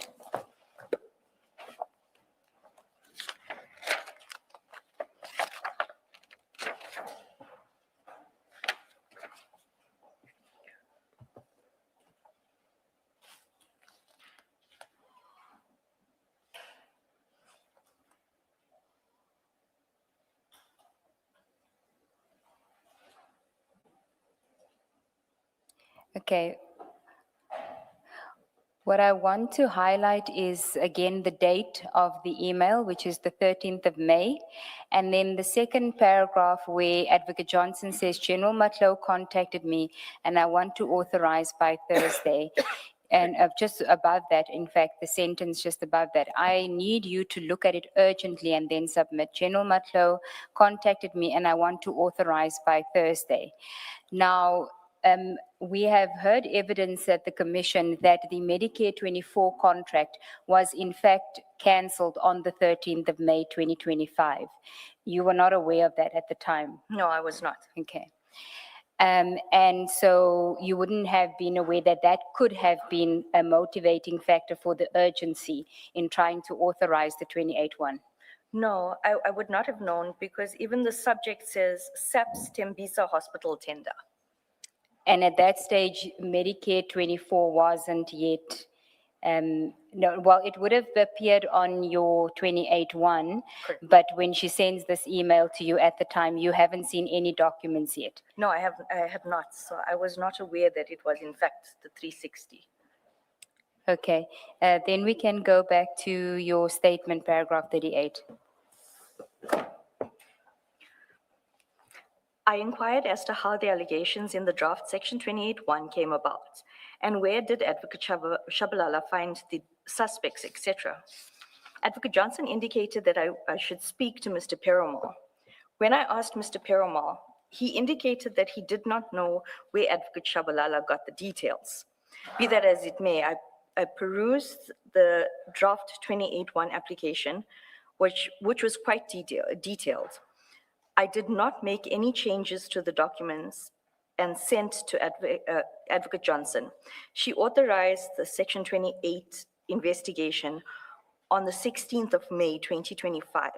Prior to 16 May, 2025, there was no authorized investigation by IDAC into the Medicare 24. Yet Mr. Perumal, Belichin, and Padiachi were already investigating the matter. If I may just add here. That at paragraph 38? Yes. When I say I didn't make any changes, I didn't make any changes to the averments that Advocate Shabalala had made or the list of the suspects. I did, however, follow instructions of Advocate Johnson and amend the designated persons to remove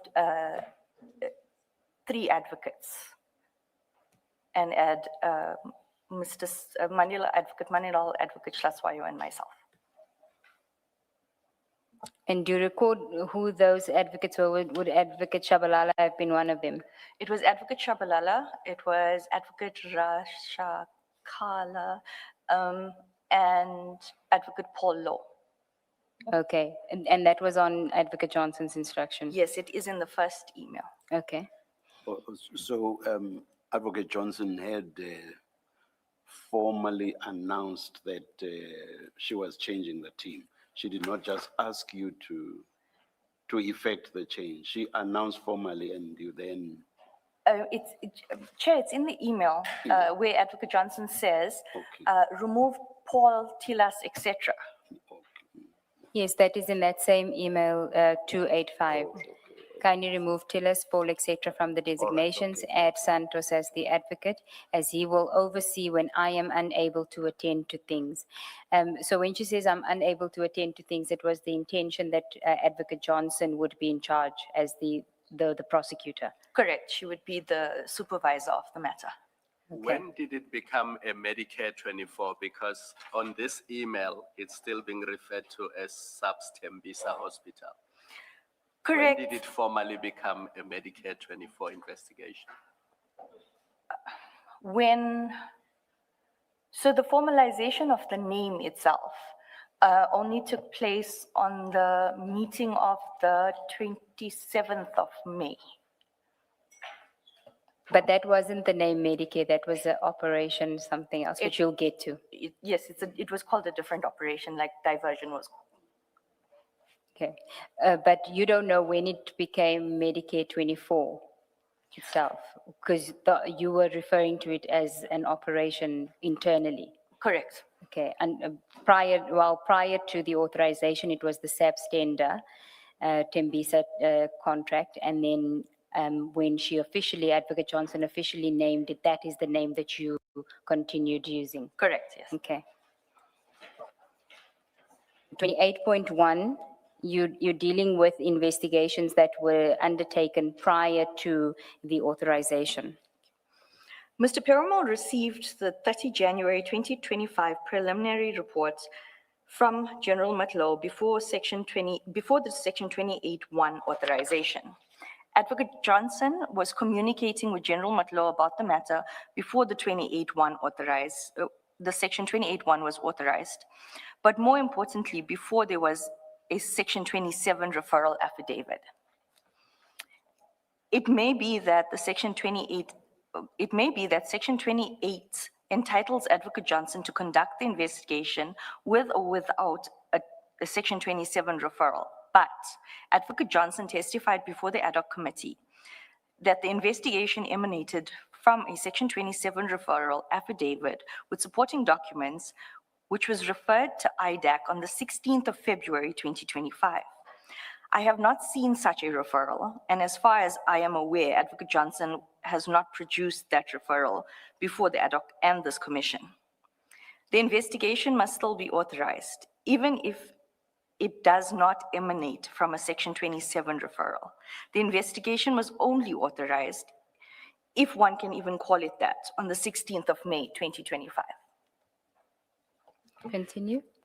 The Section 27 referral affidavit relied on by Advocate Johnson during her evidence before the commission is an affidavit by General Matlow commissioned in June 2025, after the Section 28(1) authorization. And that is the document that we looked at the last time on page 2985 of the bundle. Correct. We won't go there again. Continue. Thank you. As stated above, I have seen the affidavit of Lieutenant Colonel Khumalo regarding Mr. Perumal's request for the data on Mr. Matlala's devices on the 30th of May 2025. I can confirm that around that time of the irregular Section 28(1) authorization, May 2025, there was a lot of hubbub about the need to get Mr. Matlala's devices as soon as possible. Initially, Mr. Perumal, Belochin, and Advocate Johnson wanted to collect the devices from the PKTT, and I indicated that you cannot go and collect someone else's exhibits. You have to go and serve a subpoena on Mr. Matlala and subpoena on the current possessor, being the PKTT, or whichever SAPS unit had the devices, and then go with a service provider or a person who is in the IT, is an IT expert that is accepted in terms of the Cybercrimes Act, and mirror image those devices. This seems to be what was then ultimately done on the 30th of May 2025. I am still unclear as to what Section 28(1) was used to gain access to the devices, because there is now a backdated 30 May 2025 authorization in respect of the Mokwela matter and an irregular authorization in respect of the Medicare matter dated 16 May 2025. At this stage, I was exasperated and fed up with the whole situation. It was just shortly after this that I engaged the DPCI in late June 2025. There was once again no supervision on this matter at DDPP level. Everything was going through Advocate Johnson in consultation with Mr. Perumal. Even though there was a DPP Advocate Manilal who had been briefed, he had no knowledge of what was happening, and the project was still being run out of Advocate Johnson's office.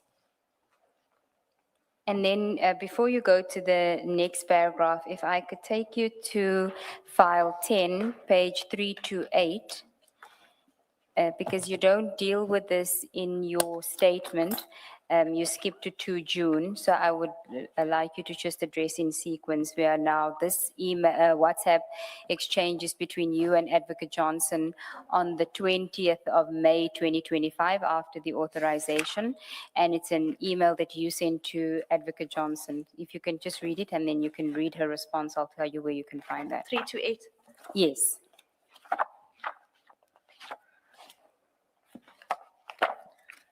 Of file 10.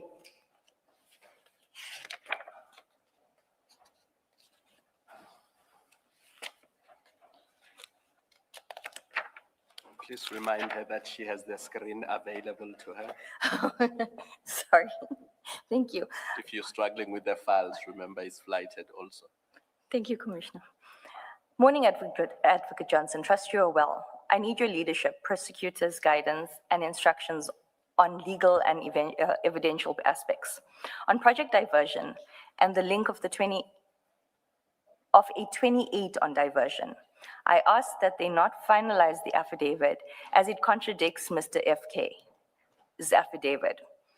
But this person that was a 28 interview is a listed suspect on the new matter with a strong criminal link to the offenses. Mr.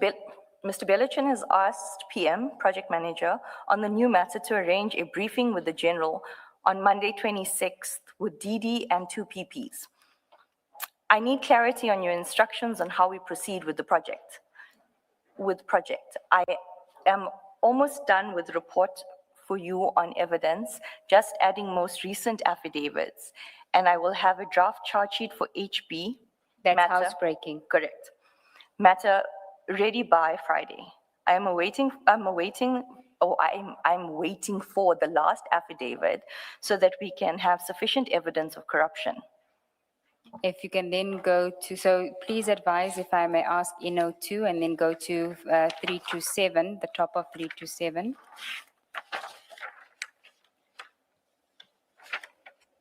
Please ask, if I may, please advise if I may ask, to schedule a 30-minute meeting when you are available this week. Thank you.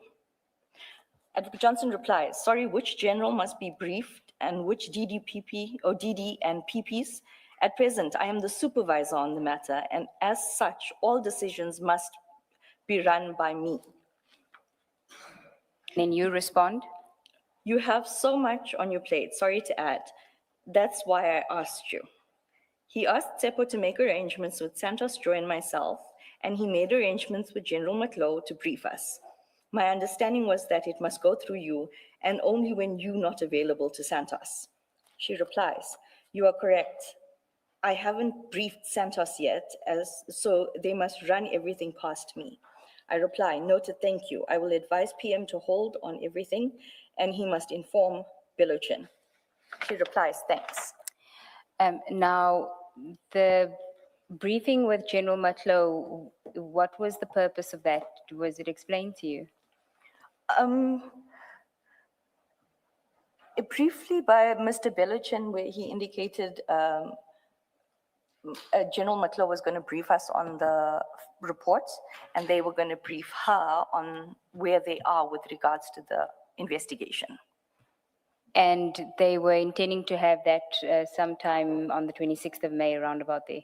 Correct, and the authorization was only on the 16th of May. That is why, or how I knew that investigations had started already. And at this stage, there's still no Section 27 affidavit Correct. that you've seen? That I've seen. Okay.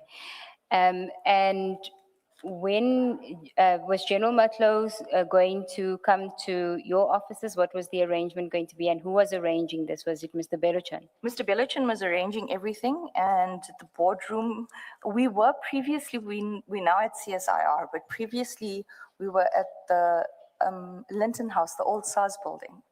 So the SARS boardroom was booked. Okay, so then it seems that there's a meeting that's held on the 27th of May, but I don't think that's the one with General Matlow. If we go to page 51 of file 11, which is your written notes.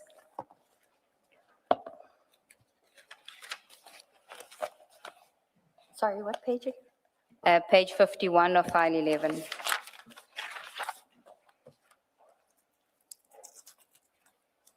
We had dealt briefly with this. I just want to deal with it in sequence. Correct. There's a reference there. So this meeting, it says Brian, Dylan, Tsepo, Pat, Charles, ID, and you, of course. And there's a reference to Tembisa. Would that be now what we know as the Medicare 24? Correct. It was at this point that it was started, the name of Project Wellness was given. Okay, we'll get to that one. If you go to the next page, here there's a discussion about search at the house, J51, all on one day. What was that about? Advocate Johnson indicated that name or the designation needs to be changed to include the name of the service provider that would be present for the seizure of the cell phones. And that the search must all happen on the same day. So they must search Mr. Matlala's house and obtain the devices on the same day. And then on the next page, the top entries. Advocate Johnson asked questions with regards to General Matlow's report. The questions were, has the minister received the report? What usually happens after a report like this? Requests are complete. And forensic investigation, who, how, when will it be finalized? Why was she asking these questions? What was the Because I point? had raised it. Okay, you had raised the questions about General Matlow's report. Correct. My question with regards to that was, how are we investigating based on a preliminary? And then there's still a finalized report that needs to follow that might or most probably affect the investigation as it stood or continuing. Okay, because at that stage you just had the report that stated, at that stage did you still only have the the report that saved as 30 January 2025? Correct. Okay, you didn't have the April report yet? No. Okay. And then on the next page, page 54, there's a reference to General Matlow again. What was that? Advocate Johnson had indicated that she wanted to be present with in the meeting with General Matlow. It was supposed to take place at Fire and Ice at 10 o'clock. It did not, that meeting did take place, but General Matlow did not join. So that would have been still on the 27th? It would have been between the 27th and the 28th. Okay, and then the next page, there's also a reference, third line, ask General Matlow.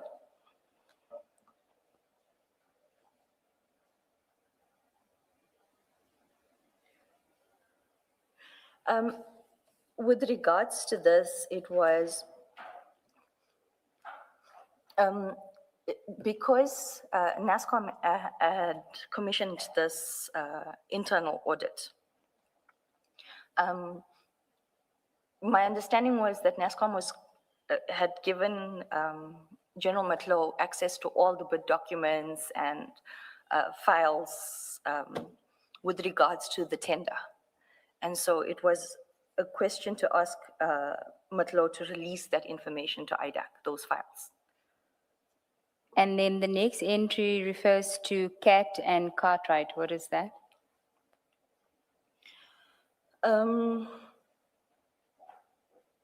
MJ. MJ is a reference to a witness from vetting. It's fine, you don't have to say the witness's name. And that witness confirmed that Cat has a personal relationship or personal friends with Cartwright.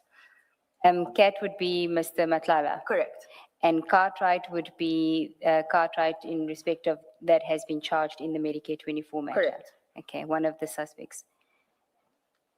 And was this witness, one of the MJ, was this a witness that was from the crime intelligence wing investigations as well, or hadn't featured there?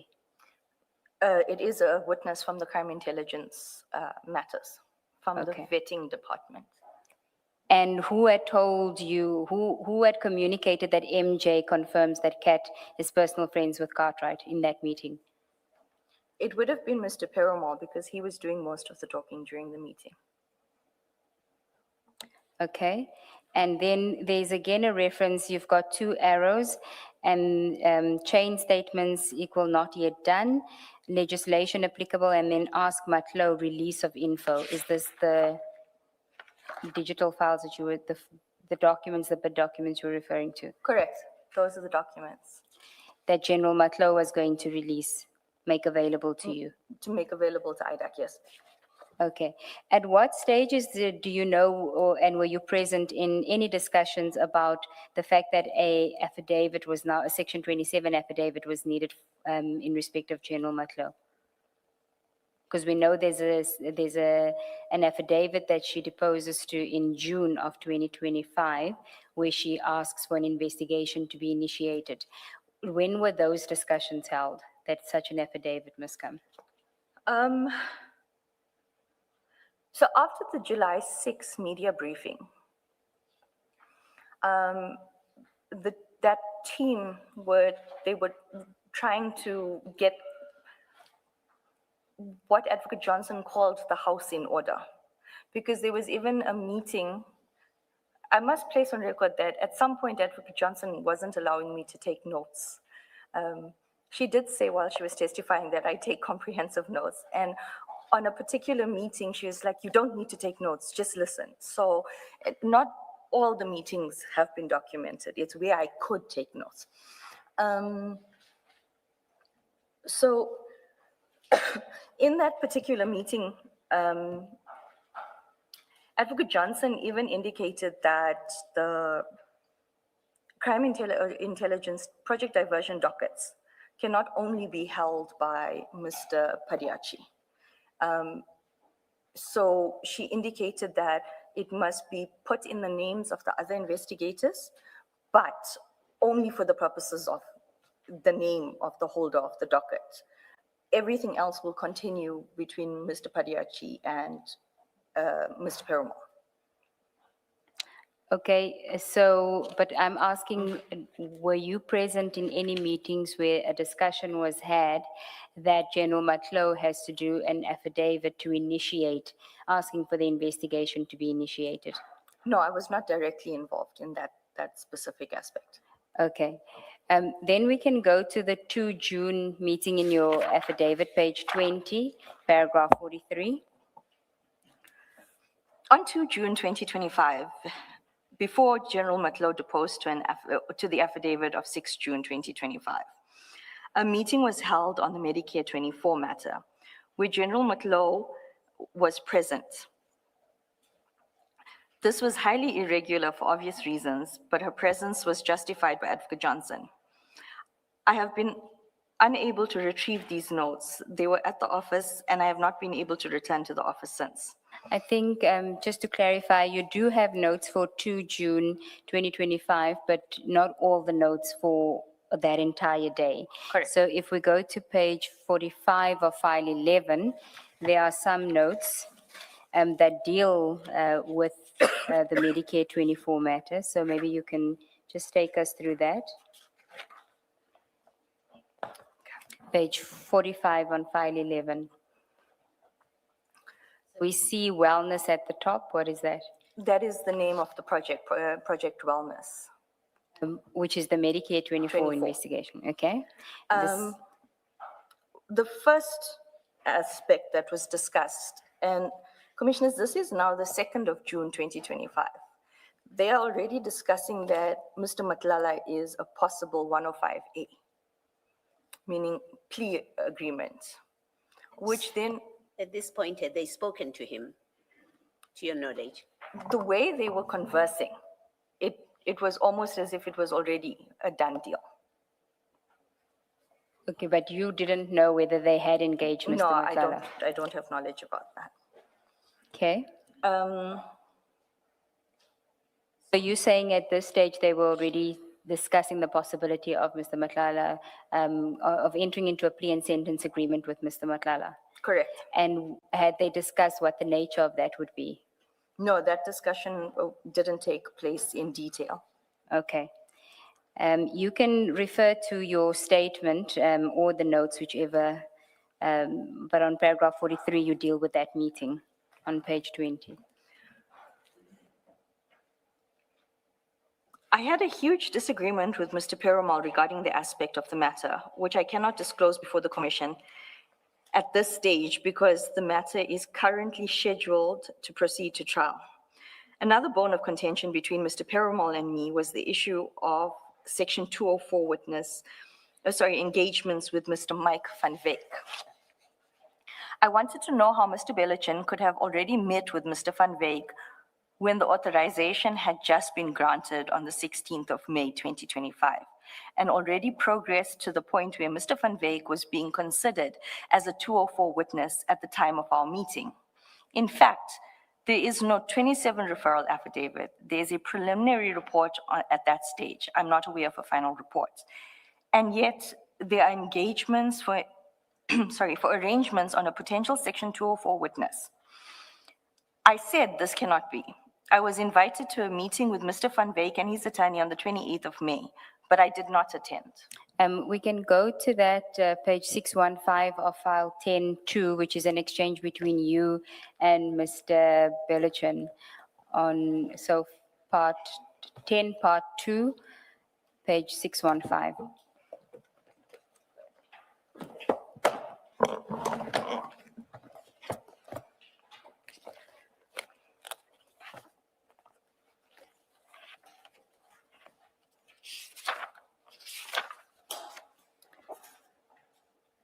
I wasn't sure of the date, and I don't think you came back to me on the date, but it would have been around that time because the screenshot doesn't have the date, so maybe. It was between the 27th and 28th of May. Okay. And we see here that he says, I think the third white block, he says, will do, please avail yourself for the meeting with Mike. Is that Mike Van Wyk? Correct. I Okay. replied, I have a meeting with the ID now. Did Mike, and then later on during the day, I sent a message at 13:43. Did Mike come? His reply is no, tomorrow at 12. Please be available tomorrow for the meeting with Mike and his attorney. I need your pitbull approach. I reply, I really need to finish drafting. So you didn't want to attend the meeting? No, I did indicate on Tuesday that I found every excuse not to go to meetings after a certain point. Then we can go back to your statement, paragraph 44 on page 21. General Matlow then informed us of the developments regarding the internal investigation, which really did not shed light on the matter because the preliminary report had already been disclosed. I do not know when General Matlow's 6 June 2025 affidavit was submitted to IDAC, but in it, she calls for an investigation to be conducted when she already knew that Advocate Johnson had approved a Section 28(1) investigation, because Advocate Johnson had told us in her email in May 2025 that she received a call from General Matlow and that she, being Advocate Johnson, wanted to authorize the Section 28(1) by 16 May 2025. There was no further discussions regarding subpoenas. There were further discussions. Sorry, there were further discussions regarding subpoenas and bank statements. But after that meeting, I completely excluded myself from the investigation. I would find excuses not to attend any of the Medicare 24 meetings. If I may just explain or expand on the statement about the subpoenas and the bank statements. I had gone at length to explain you cannot start an investigation with a 204 because the 204 is going to mislead you. You need to investigate and then approach. So in this meeting, Mr. Van Wyk had provided 3 bank account details for Mr. Matlala. And Mr. Bellichin had indicated they were only going to subpoena those accounts. And I said, no, you cannot do that. You have to send a subpoena to all the banks with the ID number because we are dealing with money laundering. We cannot go on the 3 bank accounts only that are provided by someone who's also implicated. And Mr. Bellichin said to me, if that, I'm doing this my way. And so that's again one of the issues that you have with him, that he just does his own thing without prosecution involvement. Correct. And no matter how you complain, nothing changes. That team pretty much does whatever they want. And if you complain to Advocate Johnson, I have explained what happens. Could it not be said that because she was in charge, I mean, she's a prosecutor, she was in charge of this project, so they were doing it with her directions. They may not have listened to you, but the person in charge clearly they were engaging with. I gathered so. Okay, we can then move on to another topic, which is prosecution memo on General Masemola and General Kumalo. Page 21, paragraph 45 of your statement. After, Sorry, maybe before you do that, and it may be that you're dealing with it in this very next heading, the report, the audit report, to my recollection, does not make any allegations or accusations of General Masemola. no, nothing of, not even the final report. Yes. Now, and then it takes me to my next question, which is really more a process question, that is there any reason that you would have excluded, when I say you, I mean IDEC, that you would have kept the National Commissioner in the dark, where you're looking at Medicare 24 based on a report that doesn't make any allegation against him in your operation? How does it work in your operations? Commissioner, once again, you're so far ahead of us. I do deal with that with my notes on the 8th of July. You'll deal with it when you get there. Thank you. Okay, 45. After the arrest of General Lushaba and 3 others, and thereafter General Kumalo and others in the Mukwelo matter, we were in the process of moving officers, yet the pressure to enroll matters against General Masemola and General Kumalo did not ease. There were already draft J50 affidavits for the arrest of General Masemola and General Kumalo in respect of the appointment of General Kumalo to Divisional Commissioner of Crime Intelligence. It was sent to us on the 2nd of July, 2025. Can we go to that document, page 500 of 10, part 2? It's an email from Mr. Perumal to you and Advocate Lashwayo regarding Brian affidavit. 500. Yes. Oh, thank you.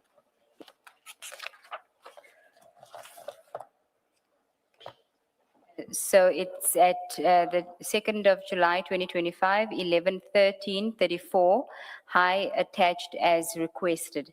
And I think we will see later why you probably requested it on that day, because you were busy preparing a memo. Correct. Okay. So we then can go to the document on page 502, which is an affidavit by Mr. Pariachi, a draft, in support of an application for a warrant of arrest in terms of Section 43 of the Criminal Procedure Act. And he gives in paragraph 1, I am tasked with the investigations of a case docket referenced Pretoria Central CAS no number 06-2025. Why Correct. would he do that? At this point, they were opening, my apologies, they were opening new dockets. They were not going according to the dockets that were referred to IDAC by Mr. Fadil. So he had left that space open. But commissioners, if we take note of the fact that, of what I said on Tuesday, this is coming from Mr. Perumal in the Eastern Cape, drafted in the name of Mr. Padiachi. Okay, he says at paragraph 4, so it deals with IDAC, and then at paragraph 6, I therefore bring an application for the authorization of warrants of arrest in terms of Section 43 of Act 51 of 1977 for the 7 suspects whose details appear in the attached J50s and who summarily are Sihlali Fani Masemola, Leneo Nkua, Sydney, I think he meant to say Samuel, Dumisani Kumalo, Timothy Moyana, Gerhardus Jacobus Kemp, Abram Kibitle Secheri, and Ntuseng. I won't say the surname. Correct. Okay. And those were the suspects that he had prepared a J54 on the 2nd of July. Correct. Now, just take us back to the process under, so this would have been under what leg of operation diversion? It would have been leg 3, which is the Masemola Kumalo. Kumalo, the vetting. It's the appointment of General Kumalo by General Masiamula without General Kumalo having his security clearance. And there were flimsy allegations about General Masiamula asking General Khan about how he, to just We'll follow get up to on the the, process. Yeah. we'll get to the detail of it when we look at your prosecution memo. At paragraph 7.1, we can see the background of the case. He talks about that it's regarding the unlawful appointment of Kumalo. Correct. Okay. And then he talks about, on page 505, the vetting and appointment of Kumalo as divisional commissioner. So he sets out everything in his affidavit. Correct. Okay, and the intention was that he would use this for purposes of getting the warrant of arrest. Yes, and Advocate Schlatzwayo and I were being put under immense pressure to start drafting the in-consultation note, the prosecution memo, and the chart sheet for enrollment. And the prosecution memo was necessary because you needed to support the J50 Correct. as the prosecutor. Correct. Could it go ahead without your prosecution memo? Forget about Advocate Johnson pulling rank, but the normal process. No, the normal process is that you have to put in a prosecution memo as to support the evidence, or rather to show that the evidence obtained in the docket supports the offenses that you are preferring. Okay. So we'll come back to this. Let's go back to your statement so that we can understand. You get this email with this affidavit in support of a J50 for the arrest of, amongst others, the National Commissioner and the Divisional Commissioner of Crime Intelligence. Correct. And so you say you and Advocate Lachwayo then meet. So you can continue from there. On 2 July 2025, Advocate Schlatzwayo and I met to discuss the case regarding the appointment of General Kumalo. I just want you to elaborate on this briefly, because when you were discussing it with me in consultation, you elaborated on what the relationship was like at the time between the two of you, and why why it is significant that the two of you got together to prepare this memo. Advocate Johnson ran the office as divide and conquer. You're scared to even speak to your colleague because you don't know what gossip or twists. So it's a very uncomfortable, toxic environment where we just don't trust each other. So Advocate Schlatzwayo and I we hadn't worked together before. I didn't know where she stood. She didn't know where I stood. But when we were being forced to do these things, she and I had a conversation. The conversation went along the lines of, these guys are going to ruin our careers. These are HR matters. We are not putting it on the roll. It is then that we decided on the 2nd of July to meet and attend to the memo. Okay.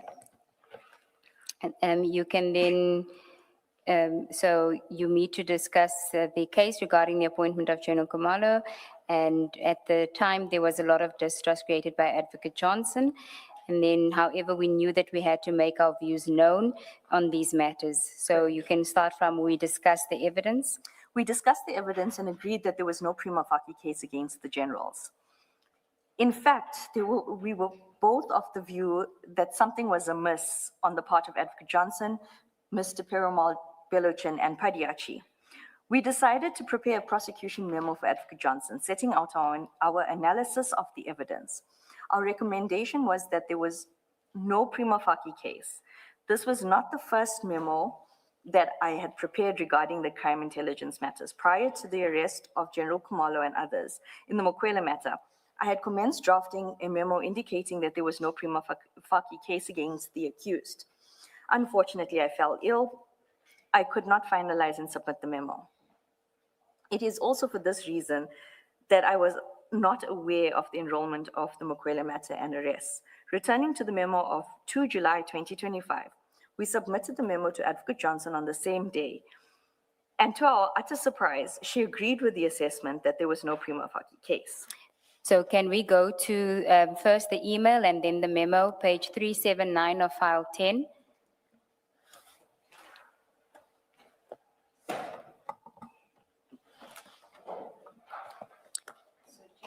Just from a timing point of view, so while you find the page 379, you get the affidavit of the draft affidavit of Mr. Pariachi that morning, Wednesday, and at 18:47 that same day, you send a prosecution evidence report, vetting and promotions leg 4. You say it is to Advocate Johnson, the project manager, Mr. Sisoko. You have Joy in there, and then the PA of Advocate Johnson. Correct. Okay, you can read the email. Good evening, ID. Trust you are well. I apologize that we could not submit earlier. We only finished drafting at 5 p.m. Attached is our combined report and submissions after careful consideration of all factors. Kind regards. Now, had Advocate Johnson expected you to submit this report because Mr. Pariachi had his draft affidavit for the J50, or?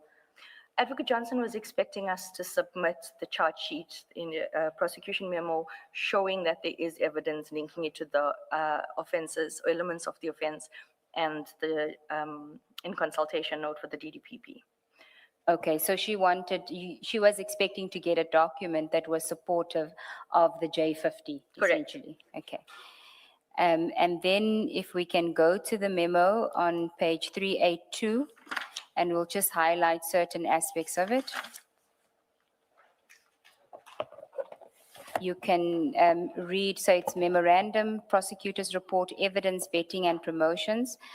Title State Advocates 2 July 2025. It's from you and Advocate Hlachwayo, invest to Advocate Johnson. Correct. Just read in paragraph 1 the purpose. The purpose of this memorandum is to make submissions to the investigating director, ID, regarding the lack of material evidence in leg 4 of project diversion. My apologies, Commissioner Kumalo, it's leg 4, not 3. Yes, leg 3 He is was going to Madondo. correct you Leg 3 is later. Madondo. Yes. Yes. Okay. It's just because of the order in which it was done, and you explained that in your memo why it's leg 4 first. So let's do that. Paragraph 2. In summary, the prosecutors were informed that a decision was taken to move forward with leg 4 before leg 3, and that a charge sheet and all accompanying documents were to be drafted. This was communicated to us on Friday, the 27th of June, 2025, by Chief Perumal. Below is a summary of the statements contained in the docket and evidential flaws. It is our submission that there is currently no prima facie case, thus there is currently no reasonable possibility of a successful prosecution. Now, can I just understand, were you told why there was this change in order, why you were going to do leg 4, which is the arrest of General Masemola with General Kumalo, amongst others, as opposed to leg 3, which would have been the primary suspects there was General Kumalo and General Madondo? No, there was no explanation. It was just Mr. Perumal telling us this is what the ID wants. Did you have any idea, did you have a suspicion as to what it could be? If I keep voicing my suspicions, I'm getting into trouble. And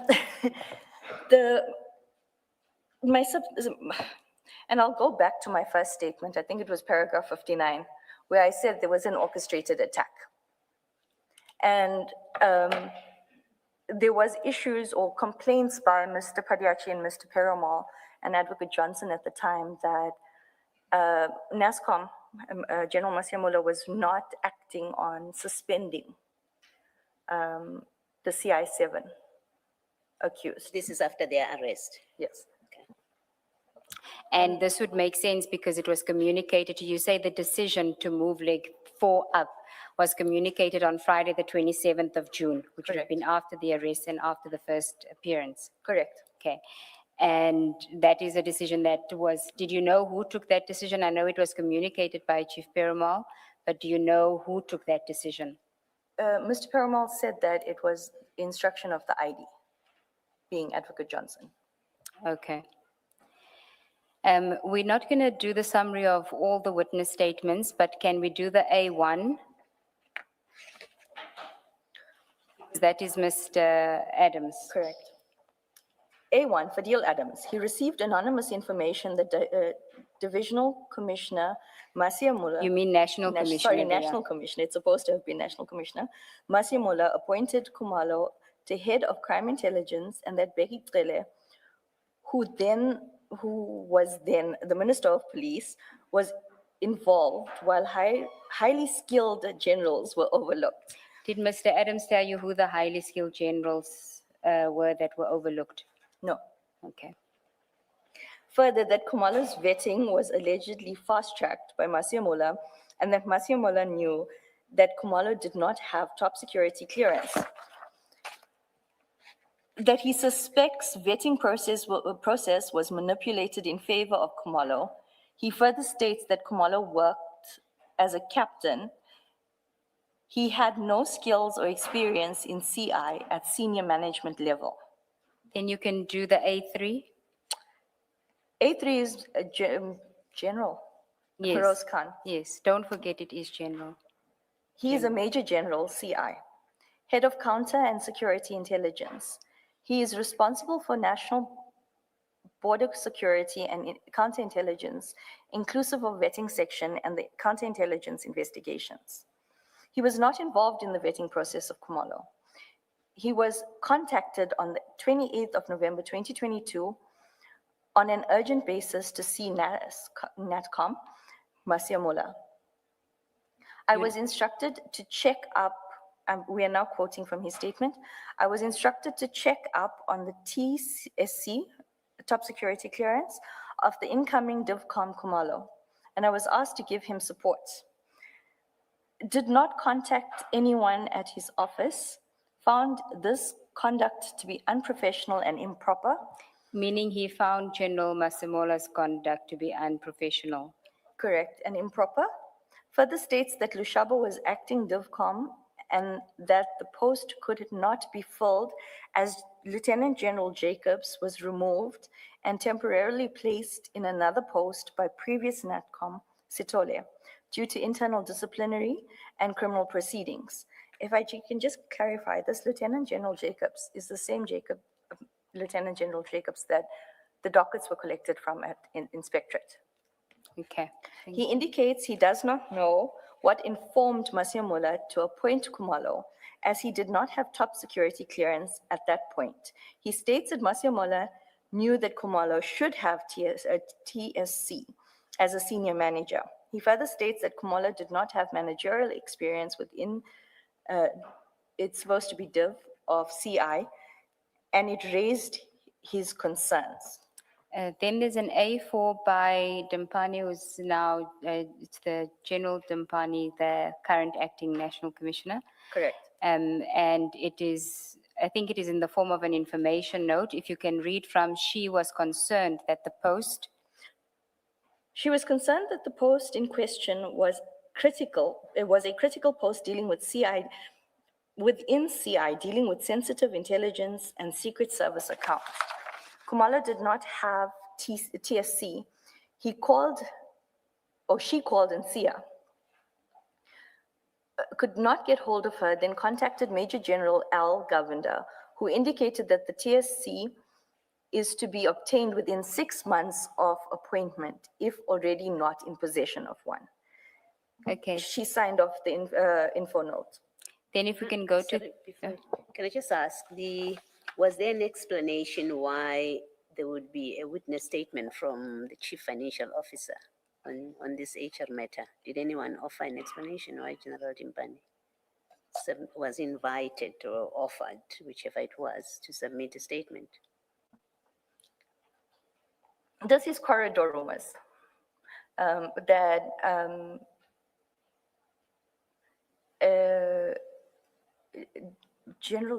Lieutenant General Dimpani, Ms. Dimpani, was friendly with Mr. Perumal, and so she was being cooperative in the investigation. Thank you. Okay. Then if we can go to 385, and I'm looking at the A8. We're not Colonel? going to deal with the A7 because I think the A7 is the 204. Yes, correct. Yes. A8, Colonel, he's off the polygraph unit, received a request to attend to a polygraph test the next day. He merely indicated that he replied that he was available, conducted polygraph, and Kumalo passed. and then the A9. Ian Cameron, on the 2nd of April 2025, DivCom appeared before Portfolio Committee, and that he stopped questioning because there was no evidential value. However, he believes that the NatCom deceived the committee. However, the minutes of the committee inquiry was not provided to the prosecution team. And then we can, You say DivCom. Is that DivCom or NetCom? Should we be making a correction? Because in the I same think it's paragraph, you Nat- refer to NetCom. yeah, NatCom. thank you, Commissioner. Thank you, Baloyi. Commissioner Baloyi.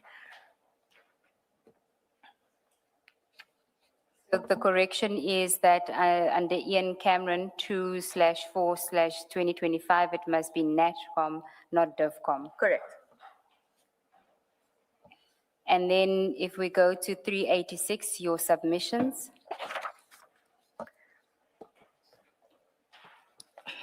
4.1, no other statements say or confirm that fast tracking is irregular or uncommon. None of the other affidavits confirm that there was manipulation of the vetting process, only that it was made a priority and sped up. A1 statement is merely hearsay. A3, Feroz Khan says that he was contacted to go and see the National Commissioner and that he was instructed to check up on the top security clearance on the upcoming Divisional Commissioner, but was not asked to manipulate or interfere with the processes. You say Fazal Khan, you mean Feroz Khan? Yes. Correct. You- Because Fazal is from the IGI. And that's the surname. We were typing as fast as possible to submit. You're forgiven. That he was contacted to go and see the National Commissioner and that he instructed him to check on the top secret security clearance on the upcoming Commissioner or Divisional Commissioner, but was not asked to manipulate or interfere with the processes. A3 indicates that he found the conduct of the National Commissioner to be unprofessional and improper. However, he does not elaborate on why it was improper. A3 indicates that he does not know why General Masiamula appointed Kumalo in the post, as he did not have the security clearance at the time. Furthermore, Kumalo did not have senior managerial experience within crime intelligence, and that raised his concerns. Ms. Nube, are we doing, excuse me, are we doing all of them? I will tell you why. When Advocate Johnson was here, she was referred to the Public Service Commission report. And she already conceded that because Public Service Commission dealt with the same issue in 2023, IDEC should not have dealt with it. Now, because here it's 2025 and they are dealing with it, although they say there's no prima facie case, I'm just wondering what the value of still dealing with it is. You'll see when you get to the meeting of 8 July, there is a clear indication that Advocate Johnson, although she agreed with this report and their findings, that she still wanted the investigation to continue, notwithstanding that the prosecutors said there was no prima facie case. So that is why I just want them to do it, because these same things are then raised again, which she agrees with. You'll see her signature at the end, but in the later meeting, she revives it. So that's why I wanted her to deal with it, but she can just go to, I guess, the last one, which is 414 and 416, and then the conclusion.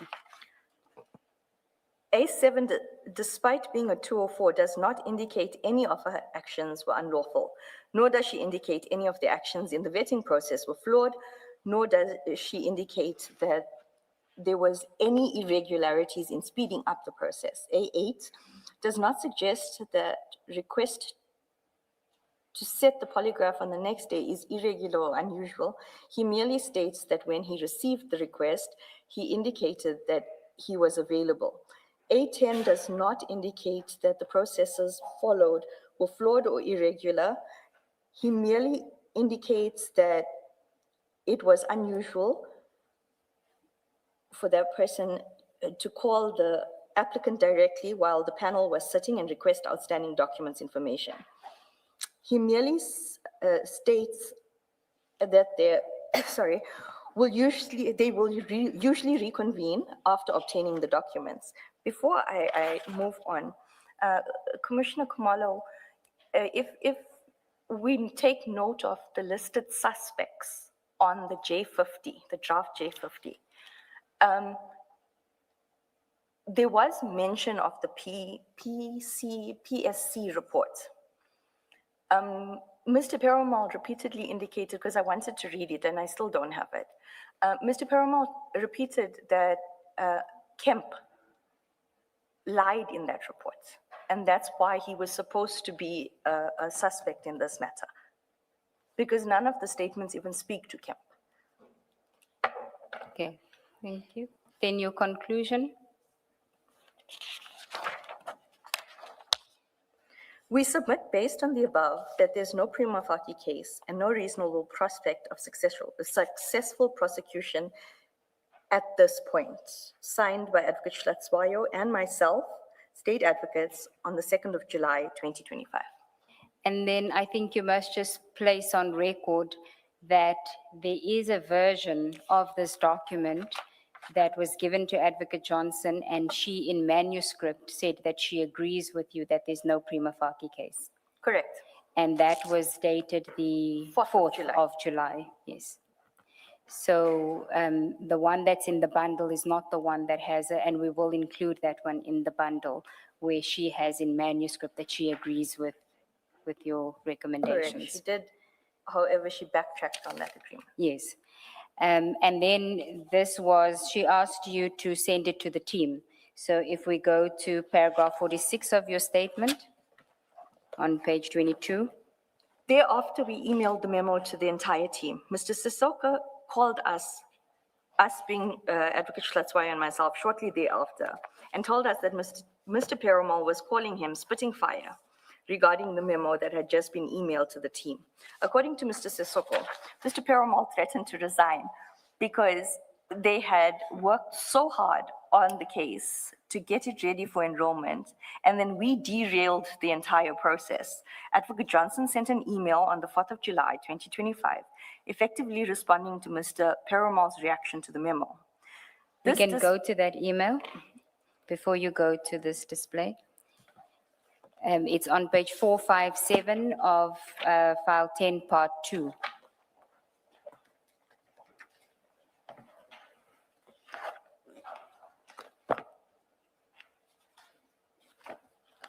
I'm sorry, which page? It's 457, Chair, of 457. file 10, part 2.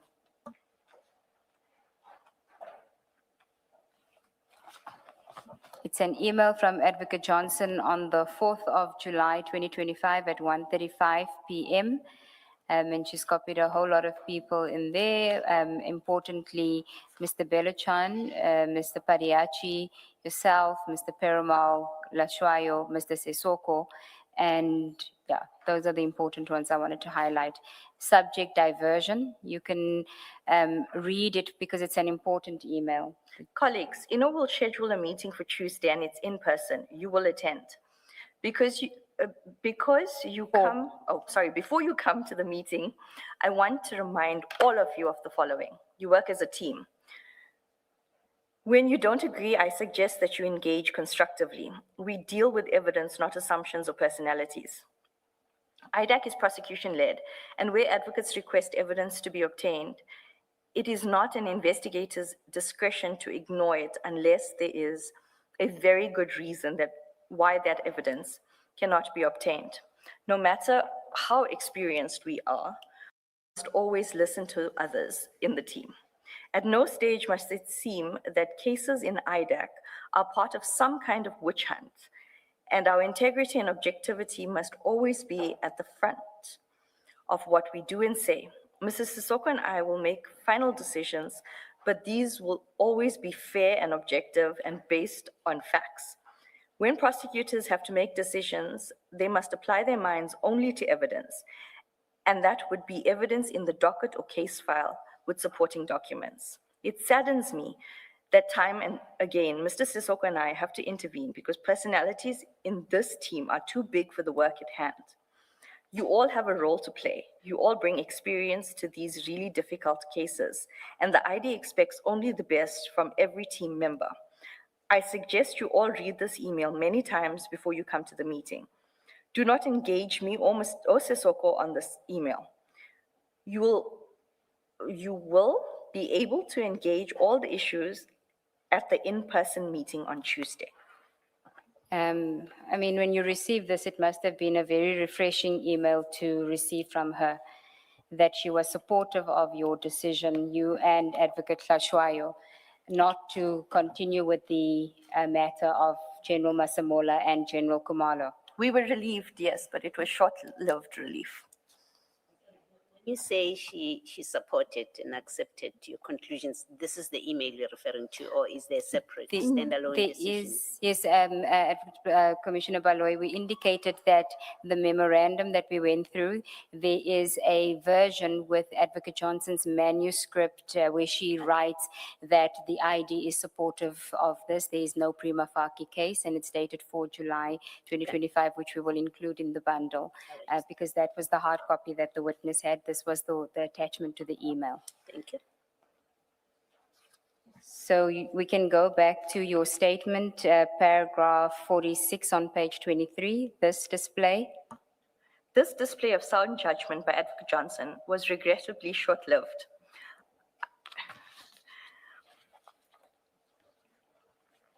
I do not know why Advocate Johnson agreed with our memo. It was the right thing to do, and I hope that that is why she agreed with us. However, there's also the real possibility that, one, Advocate Johnson was aware of the optics of arresting the most senior SAPS officials and one of the most senior SAPS officials so soon after June 2025 arrest, or Advocate Johnson had been made aware that there was something brewing and she needed to hang 10. But again, it is pure speculation. When you say that something was brewing, what are you referring to? We're now on 4 July 2025. In the meeting on the 8th of July, Advocate Johnson mentioned that Wait, you're going to spoil it. Let's go to it. File 11, page 62.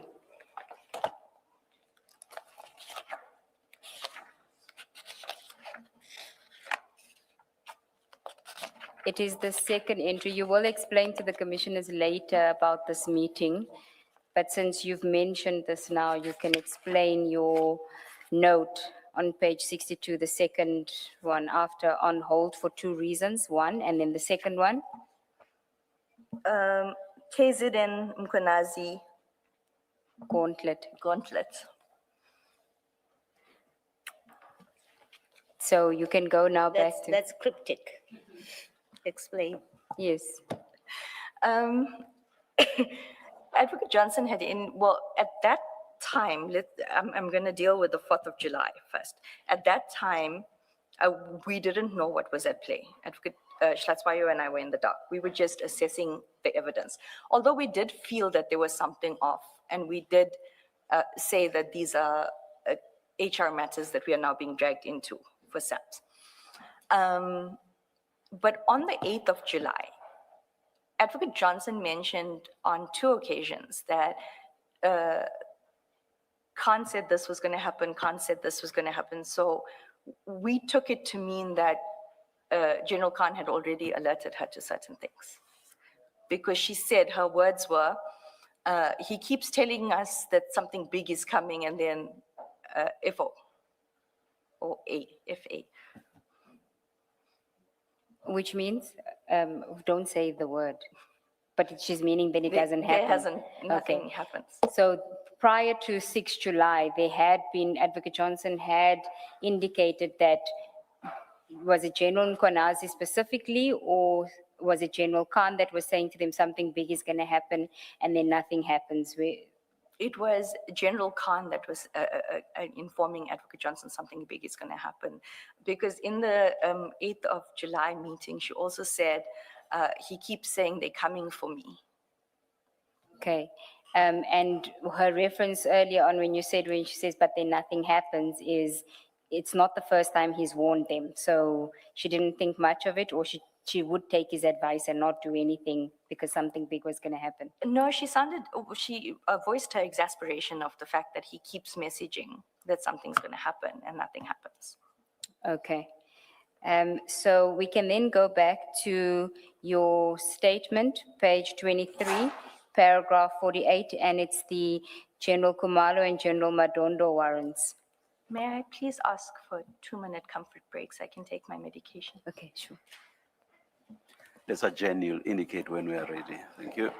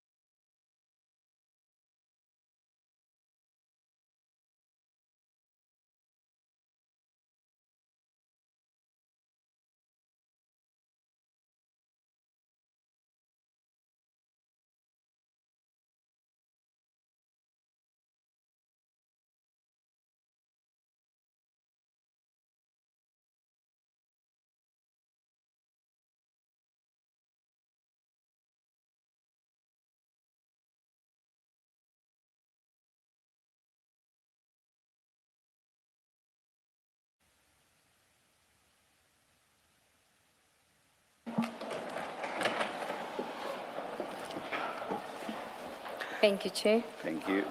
Ms. Ramsamy, we're on page 23 of your statement, paragraph 48. Thank you, Chair. and It's the Commissioners. General Kumalo and General Madondo warrant.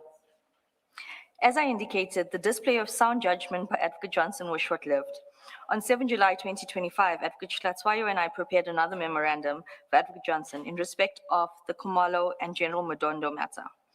We concluded that there was no prima facie case against the generals in this matter as well. We did not receive a response on that day. Instead, Advocate Johnson called a team meeting. She did not immediately address our memo, but later indicated that since we were of the opinion that there was no prima facie case in both matters, she wanted a report from both sides, meaning the investigators on the one side and the prosecutors on the other side. And then she will decide. Mr. Perumal refused to prepare the reports. Can we just go for the record to the second memo, which is on the email that you send is on page 537, file 10, part 2. And it's 7 July 2025 memo. Sorry, what? File 10, part 2, page 537.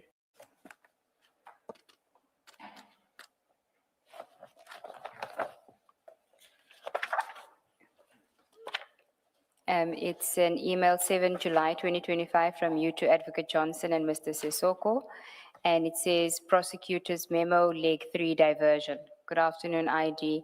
This is a soft copy of the document submitted earlier. So you had taken a hard copy to her.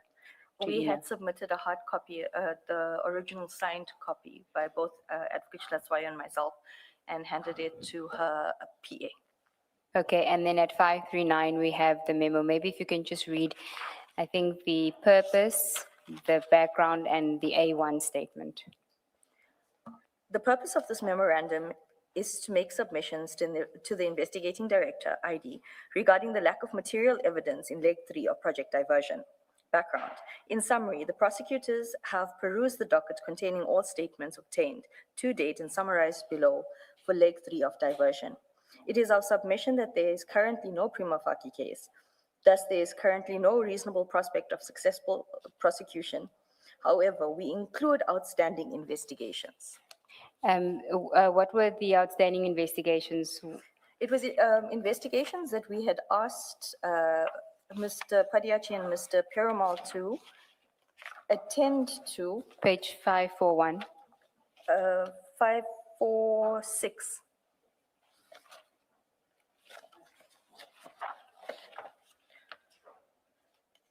And 541. 541. I think.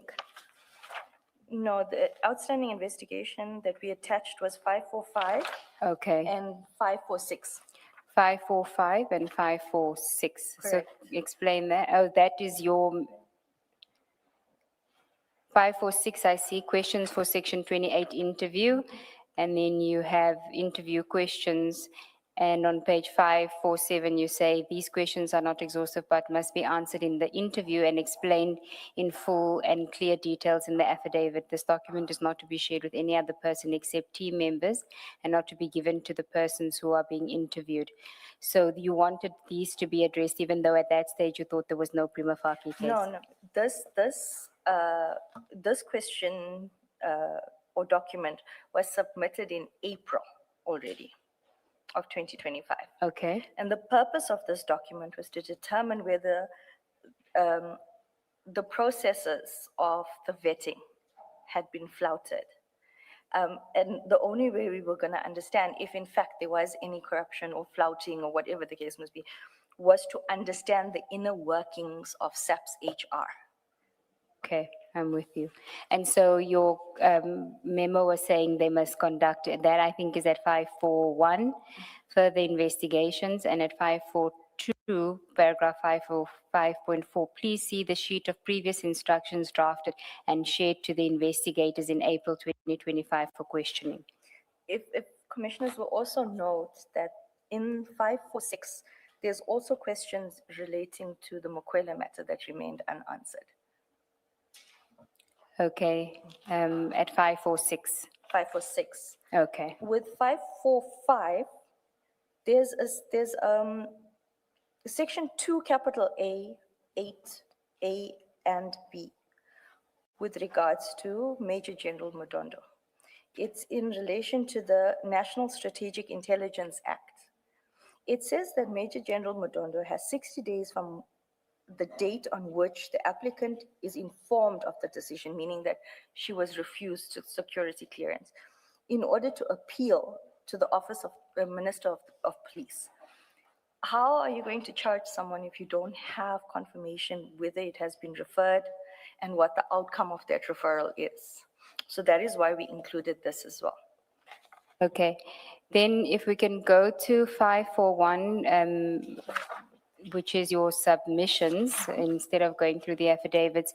541, 4.1 relates to the A1, which Correct. is Mr. Adams again. Can read that? He is just raising concerns and opinions that the procedures and policies were severely undermined, which makes the statement hearsay. Further, And- A3, A4, you can read the A4. A3 was General Mkwanazi, and A4 is General Khan. his statement takes this case no further, as it provides explanation of vetting processes and deals more with his own current situation than the case at hand. What did you mean by that?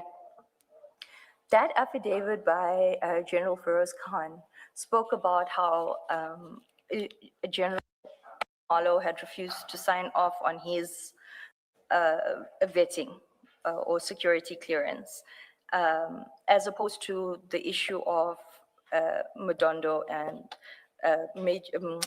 General Kumalo allowing Madondo to continue working without clearance. Okay. And then we've done your submissions. You can just then read the conclusion at 542, we submit.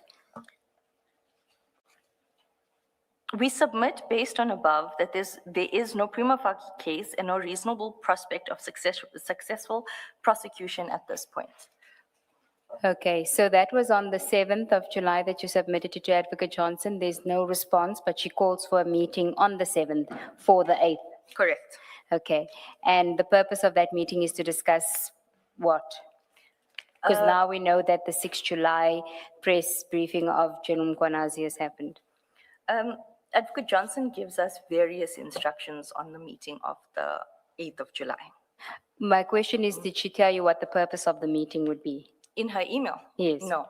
Okay, so then we can then go to your statement on page 24, paragraph 49. To date, we have not received a response to our 7 July 2025 memo.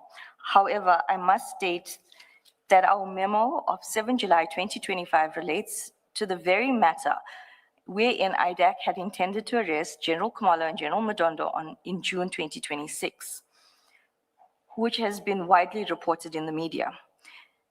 These warrants have since been held in abeyance. I am not aware of any new evidence that could have justified the issuing of these warrants after our memo. Were you replaced as prosecutors? What happened to you and Ms. Latwayo, Advocate Latwayo? Because the memo was by the two of you, so I assume you were the prosecutors appointed. What happened? Were you replaced by other people? We were replaced by a different team or a different prosecutors under Advocate Santos Manila. And you don't know if that team prepared a new memo disagreeing with your memo? We were not even allowed to communicate with them. So in essence, Advocate Johnson didn't even want us to tell them that we prepared a memo, that there's no prima facie case. Okay, you can continue in 49. This just further demonstrates to you, I think you must say. This just further demonstrates to me the determination with which this project was conducted. In my view, the intention was to target General Masiamula and General Kumalo until they were no longer in office. The attack against General Masiamula may have intensified when he did not suspend General Kumalo and the other accused in the Mukwele matter after their arrests. Because during the 8th of July 2025 meeting, Advocate Johnson made her position clear regarding General Masiamula. And then we now go to that meeting of 8 July 2025, and this topic is further instructions regarding General Masemola.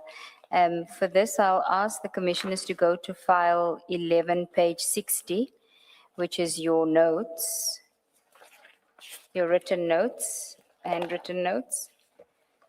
And you can just tell us who was present at that meeting before you deal with what was discussed in the meeting. So are you on page 60 of file 11? I am. Okay. Present at the meeting is the ID, Sissoko, Joy, Sunil, Dylan, Brian, Tsepo, Pat, and Charles. And you, yes, okay. And it's diversion. The first part of the meeting was diversion.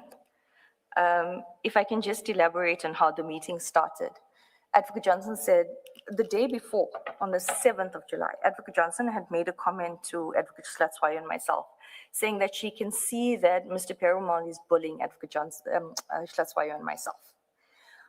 However, when she started and she was going to deal with it in the meeting the next day. However, on the 8th of July, the meeting started with, I'm not going to deal with the meeting how everyone thinks I'm going to do it. And Advocate Schlatzweiler and I were chastised or scolded for, and made to give an updated report on the two matters that were in court. Meeting, is any one of these people a DDPP? No. Thank you. She had given us instructions with Lushaba that on or before the 30th of July, it must be signed off by Sissoko on a letterhead, and that the index of the docket must be disclosed and signed off by Chief, being Mr. Perumal.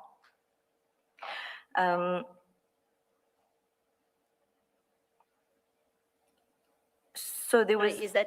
Was that regular practice that the investigator would sign off on what is discovered?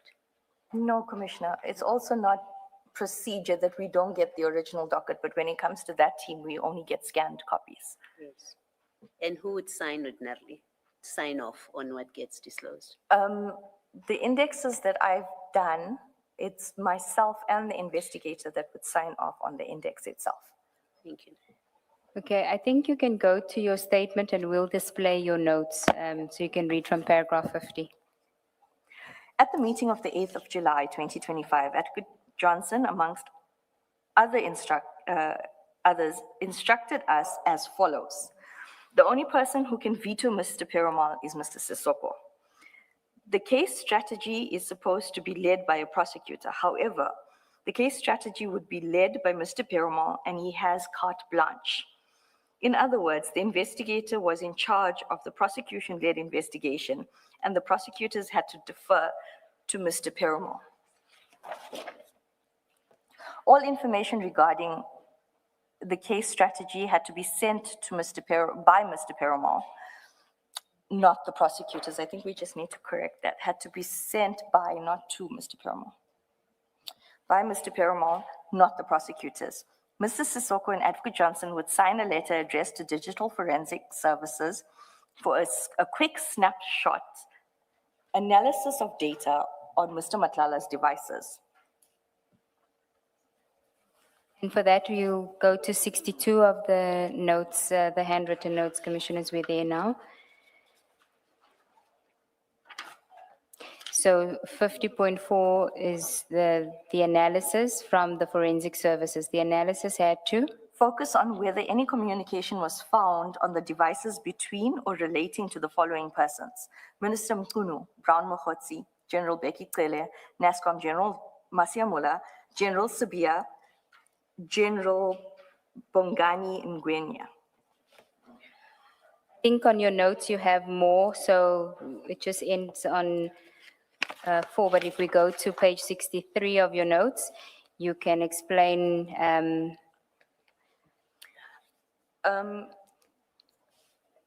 Andrew Chauke, as number 7, is the DPP of Johannesburg South prosecution. Advocate Johnson had indicated that she had received a formal reference from NDPP, being Advocate Shamila Botoy, to investigate Andrew Chauke. at this point, when we are being asked to do a digital snap analysis, there's not even authorized 2813 into Advocate Chauke. And even though it was referred by the NDPP, there still needs to be an authorization. The other thing that was very concerning about number 7 is that how did Advocate Johnson or Advocate Betoy get information to link Advocate Chauke to Mr. Madlala's devices? Number 8 was the most distressing for me, and it's one of the reasons I will explain later. Advocate Johnson indicated that there must be a snapshot analysis on Mr. Madlala's phone to link Fani Masimola's daughter.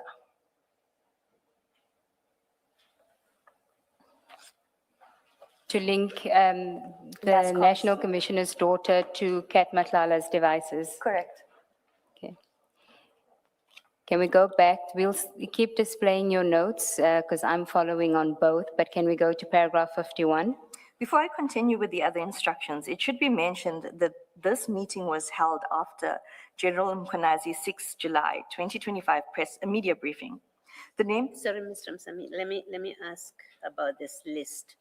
Was an explanation given why there should be a snapshot view or look into, you've referred specific, well, I think with Chauke she said she had received a referral or information from the NDPP then about General Masemola's daughter.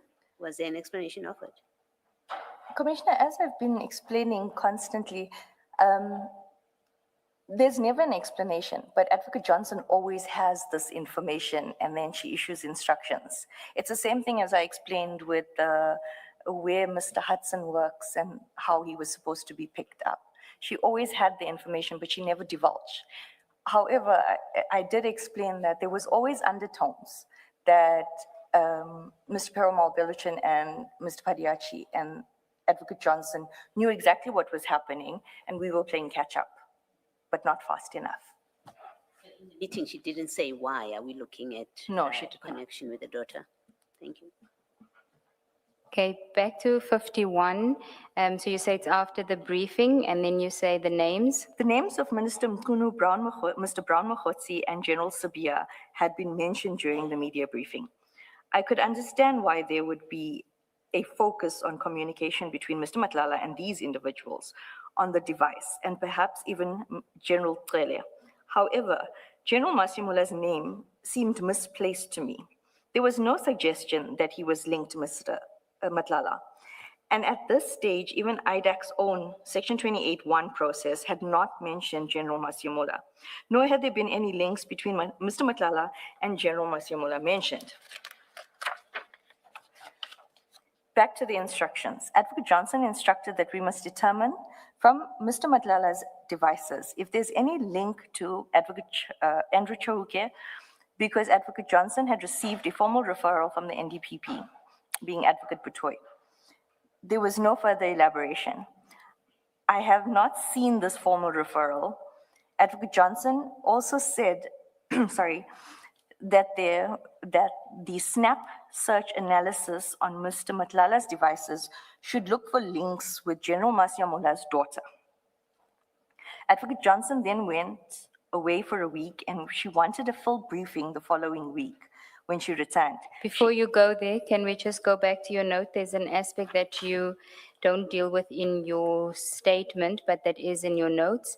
On page 61, at the bottom of page 61, and just to highlight to the commissioners that you explained that the numbering in the bottom left corner of these notes, starting on page 60, has the number 1 in a circle. Then we have number 2 on page 61, but then it jumps to 4. You indicated there's not a page 3 missing, it's just... My dyslexia. Yeah, it seems to be prominent in this team here. Then if you can, so we're not missing a page, so if you can just deal with what the bottom instruction is. ID will read the docket, and this related now to, as you said, the two memos that you and Advocate Lachwayo prepared on the General Masemola and the General Kumalo matters, Correct. Leg 3 and 4. Leg 4, we know that she was in agreement with you, but now here's the change, because now she wants input from the investigators. She's now wants their input as to whether there is a case, and she will consider both. If I may quote what was said, the investigators must do a report to show and explain to the prosecutors what evidence is in the docket.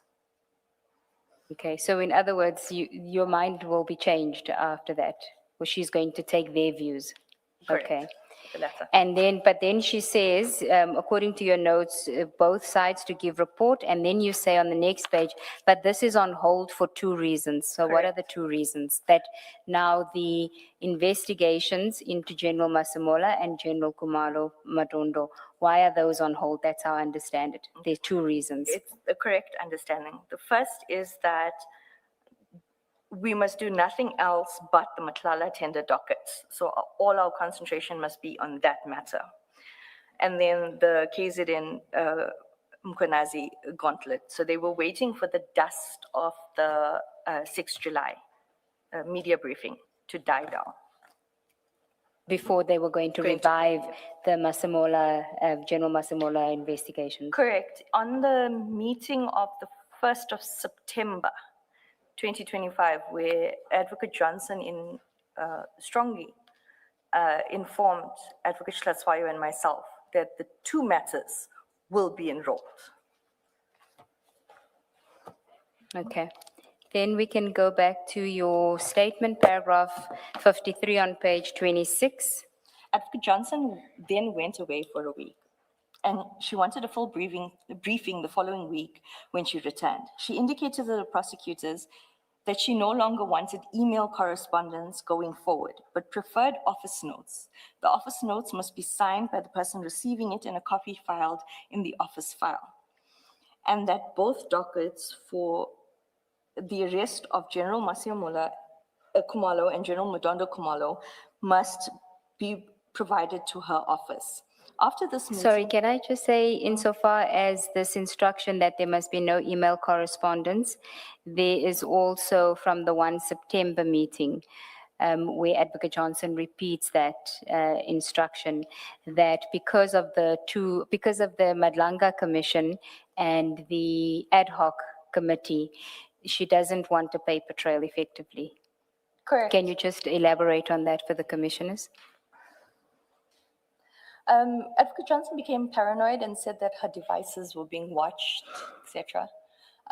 Also, if there's no emails like what I'm providing to the commission now, there's no proof that these things were said or done. So she wanted to curtail it. And she specifically referenced Ms. Advocate Sarunya's email, his detailed email from August 2025, where he challenges the merits of the case as being one such email that if it got into the hands of one of either the ad hoc committee or the Madlanga Commission, these kind of things would come back to bite you. Correct, those were her words. You may continue.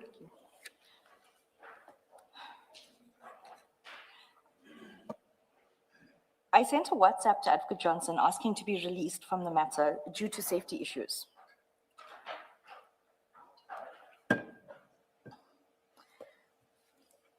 I needed a reason to get off the matters immediately. I had to put it in a way so that I would not get forced or instructed to stay on the matter. Because when you say you want to be removed or you don't want to do something that Advocate Johnson wants you to do, she will still instruct you on the matter.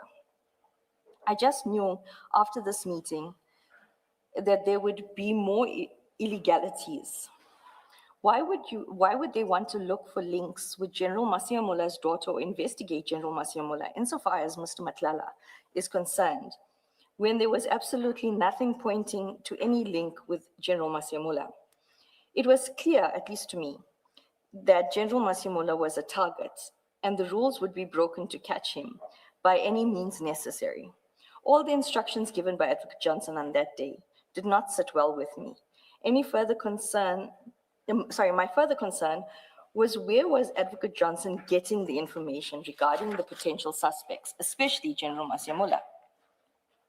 When we met with General Matlow regarding this Medicare 24 matter, she indicated that we would not need to subpoena General Masimula for documents relating to this investigation because he was cooperating. If that was the case, why would he be identified as a suspect in an investigation where he was cooperating without the need of a subpoena? The next day, Advocate Johnson sent a WhatsApp to me stating that she had discussed my request with Mr. Perumal and Sissoko, and that she was excusing Advocate Schlatzwayo and me from the Medicare 24 investigation in totality, except for where she would require assistance from us, then she would ask. She indicated that she herself would be the prosecutor on the matter until she finds a senior. Conclusion. I hope that my testimony will be of assistance to the Commission. I have not dealt with all the events that transpired in between these main events set out in my two statements, such as Mr. Rapesu's victimization regarding the Nkabinde matter, and I have elaborated on this during my oral testimony. This does not mean that this testimony is not important or less important than what is contained in my two statements. The victimization of officials in the office is a serious matter that warrants attention. In conclusion, let me say that I had to strike a balance between the good IDAC and the bad IDAC, as General Mkunazi had called it. There are very good people that work at IDAC and who do amazing work in the pursuit of justice. I hope that we will not be painted, we will all not be painted with the same tainted brush as Advocate Johnson and the investigators, Mr. Perumal, Padiachi, and Belochan, that she allowed to compromise the integrity of IDAC as an institution. There's just one aspect that I missed in August. On the 8th of August last year, a member of Mr. Perumal's team contacted me telephonically and had indicated that Mr. Perumal, Mr. Padiachi, and another senior state advocate were plotting to have me arrested so that I could be discredited before any commissions or committees could be established. Thank you, Mr. Msami. Chair, that is the evidence of this witness. Finally, we are done. I'm sorry to Okay, not quite. Yeah, I'm sorry to disappoint you. I was promised that you will answer my question, and we didn't get there. I had asked you about, and it arose rather in the context of the General Matlow report, and which doesn't make any allegations against General Masemula. And then I asked a process question: under what circumstances would you keep from the head of institution or even a manager your investigations and keep them completely in the dark? In this case, the cases where the National Commissioner may not have been aware, under what circumstances, as a matter of practice or protocol even? There should never be such an instance, ever. Yeah. Unless, of course, they are a suspect. Unless No? they are suspect. Yes. But if we had to go back to the preliminary report, firstly, it was mandated by General Masemula. Secondly, during the preliminary, and there was no findings of General Masemula being involved in any form. So that is why it raised serious concerns as to why he's now being mentioned to be investigated, to be linked to. All right, thank you. And then second question, this note that we end up with, it's on the 8th of July.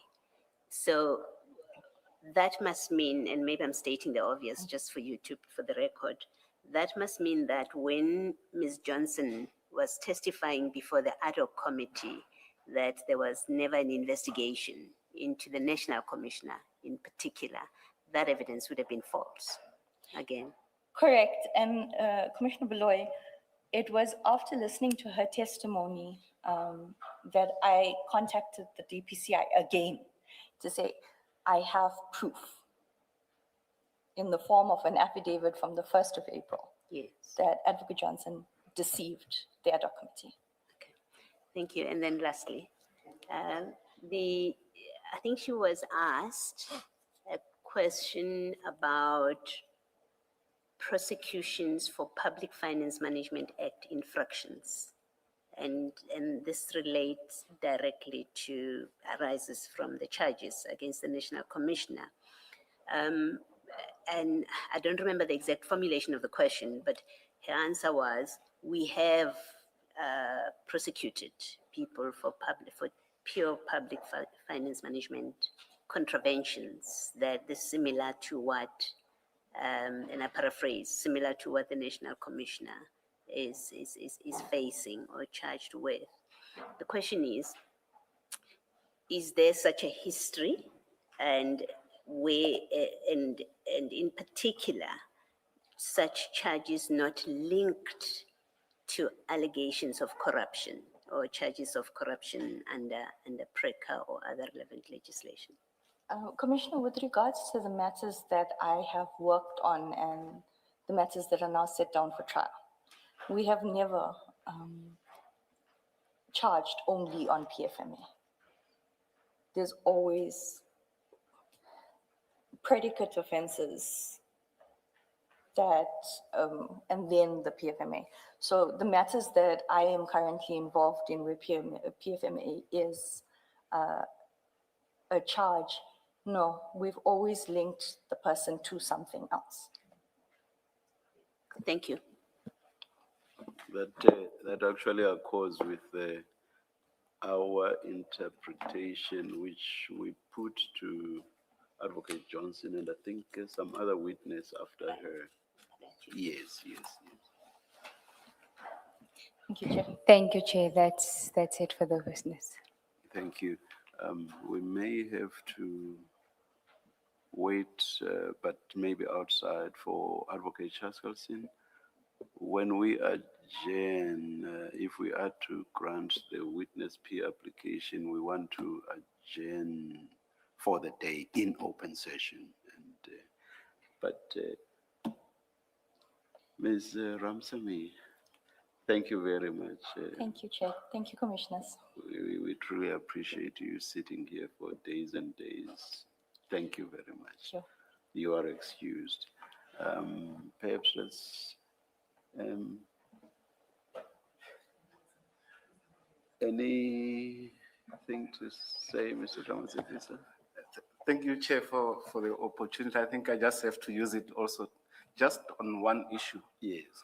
Am I getting cross-examined by my own counsel?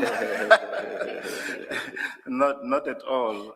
We knowing how the commissions operate, you know that at some point we are afforded an opportunity to re-examine certain issues. So there is just one issue that I just want your understanding. In paragraph 52 of your supplementary affidavit, it is your evidence here that there was an instructions that was given from the former NDPP to Advocate Johnson, wherein you were given instructions to determine if there are links between the phone of Mr. Madlanga and Advocate Jauke. And I'm asking this on the background that it is in the public domain that we know that there was a Nkabinde inquiry wherein the NDPP, former NDPP was a complainant of some sort. So I want to check as to, did this instruction relates to that or it related to other things pertaining to what we are stating here? Because for Advocate Jauke's name just to come from the blue from the former NDPP, it's just surprising. I'm going to give you an observation that I made, and then, but first let me answer the referral. I had seen it, but I was not able to read it. It was flashed in front of us in a meeting in Advocate Johnson's office, but it was signed by Advocate Batoy. And once again, I found the timing very, very coincidental that Advocate Batoy was asking IDAC to investigate Advocate Chauke because it was at the time that the president was about to announce the Nkabinde inquiry. So it didn't make sense. Why are we investigating? Are we doing a parallel investigation? Or are we trying to add meat to Nkabinde's inquiry or Nkabinde inquiry? Have I answered you?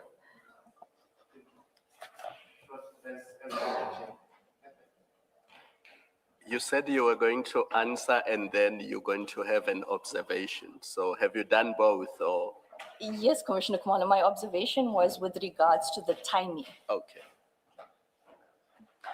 Thank you again, you are excused. Thank you. Thank you, Commissioners. Mr. Thank you, Chair. Thank you. Mr. Ramatsikisa and your team, you are also excused.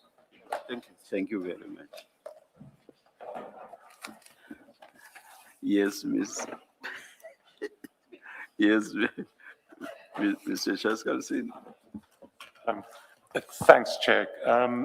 Should I not wait for Ms. Ramsamy to leave? I'm happy to move now. I see, whilst Ms. Ramsamy is walking out, I looked at Mr. Maga. It looked like he wanted me to specifically say that he too is excused. You are excused, Mr. Maga.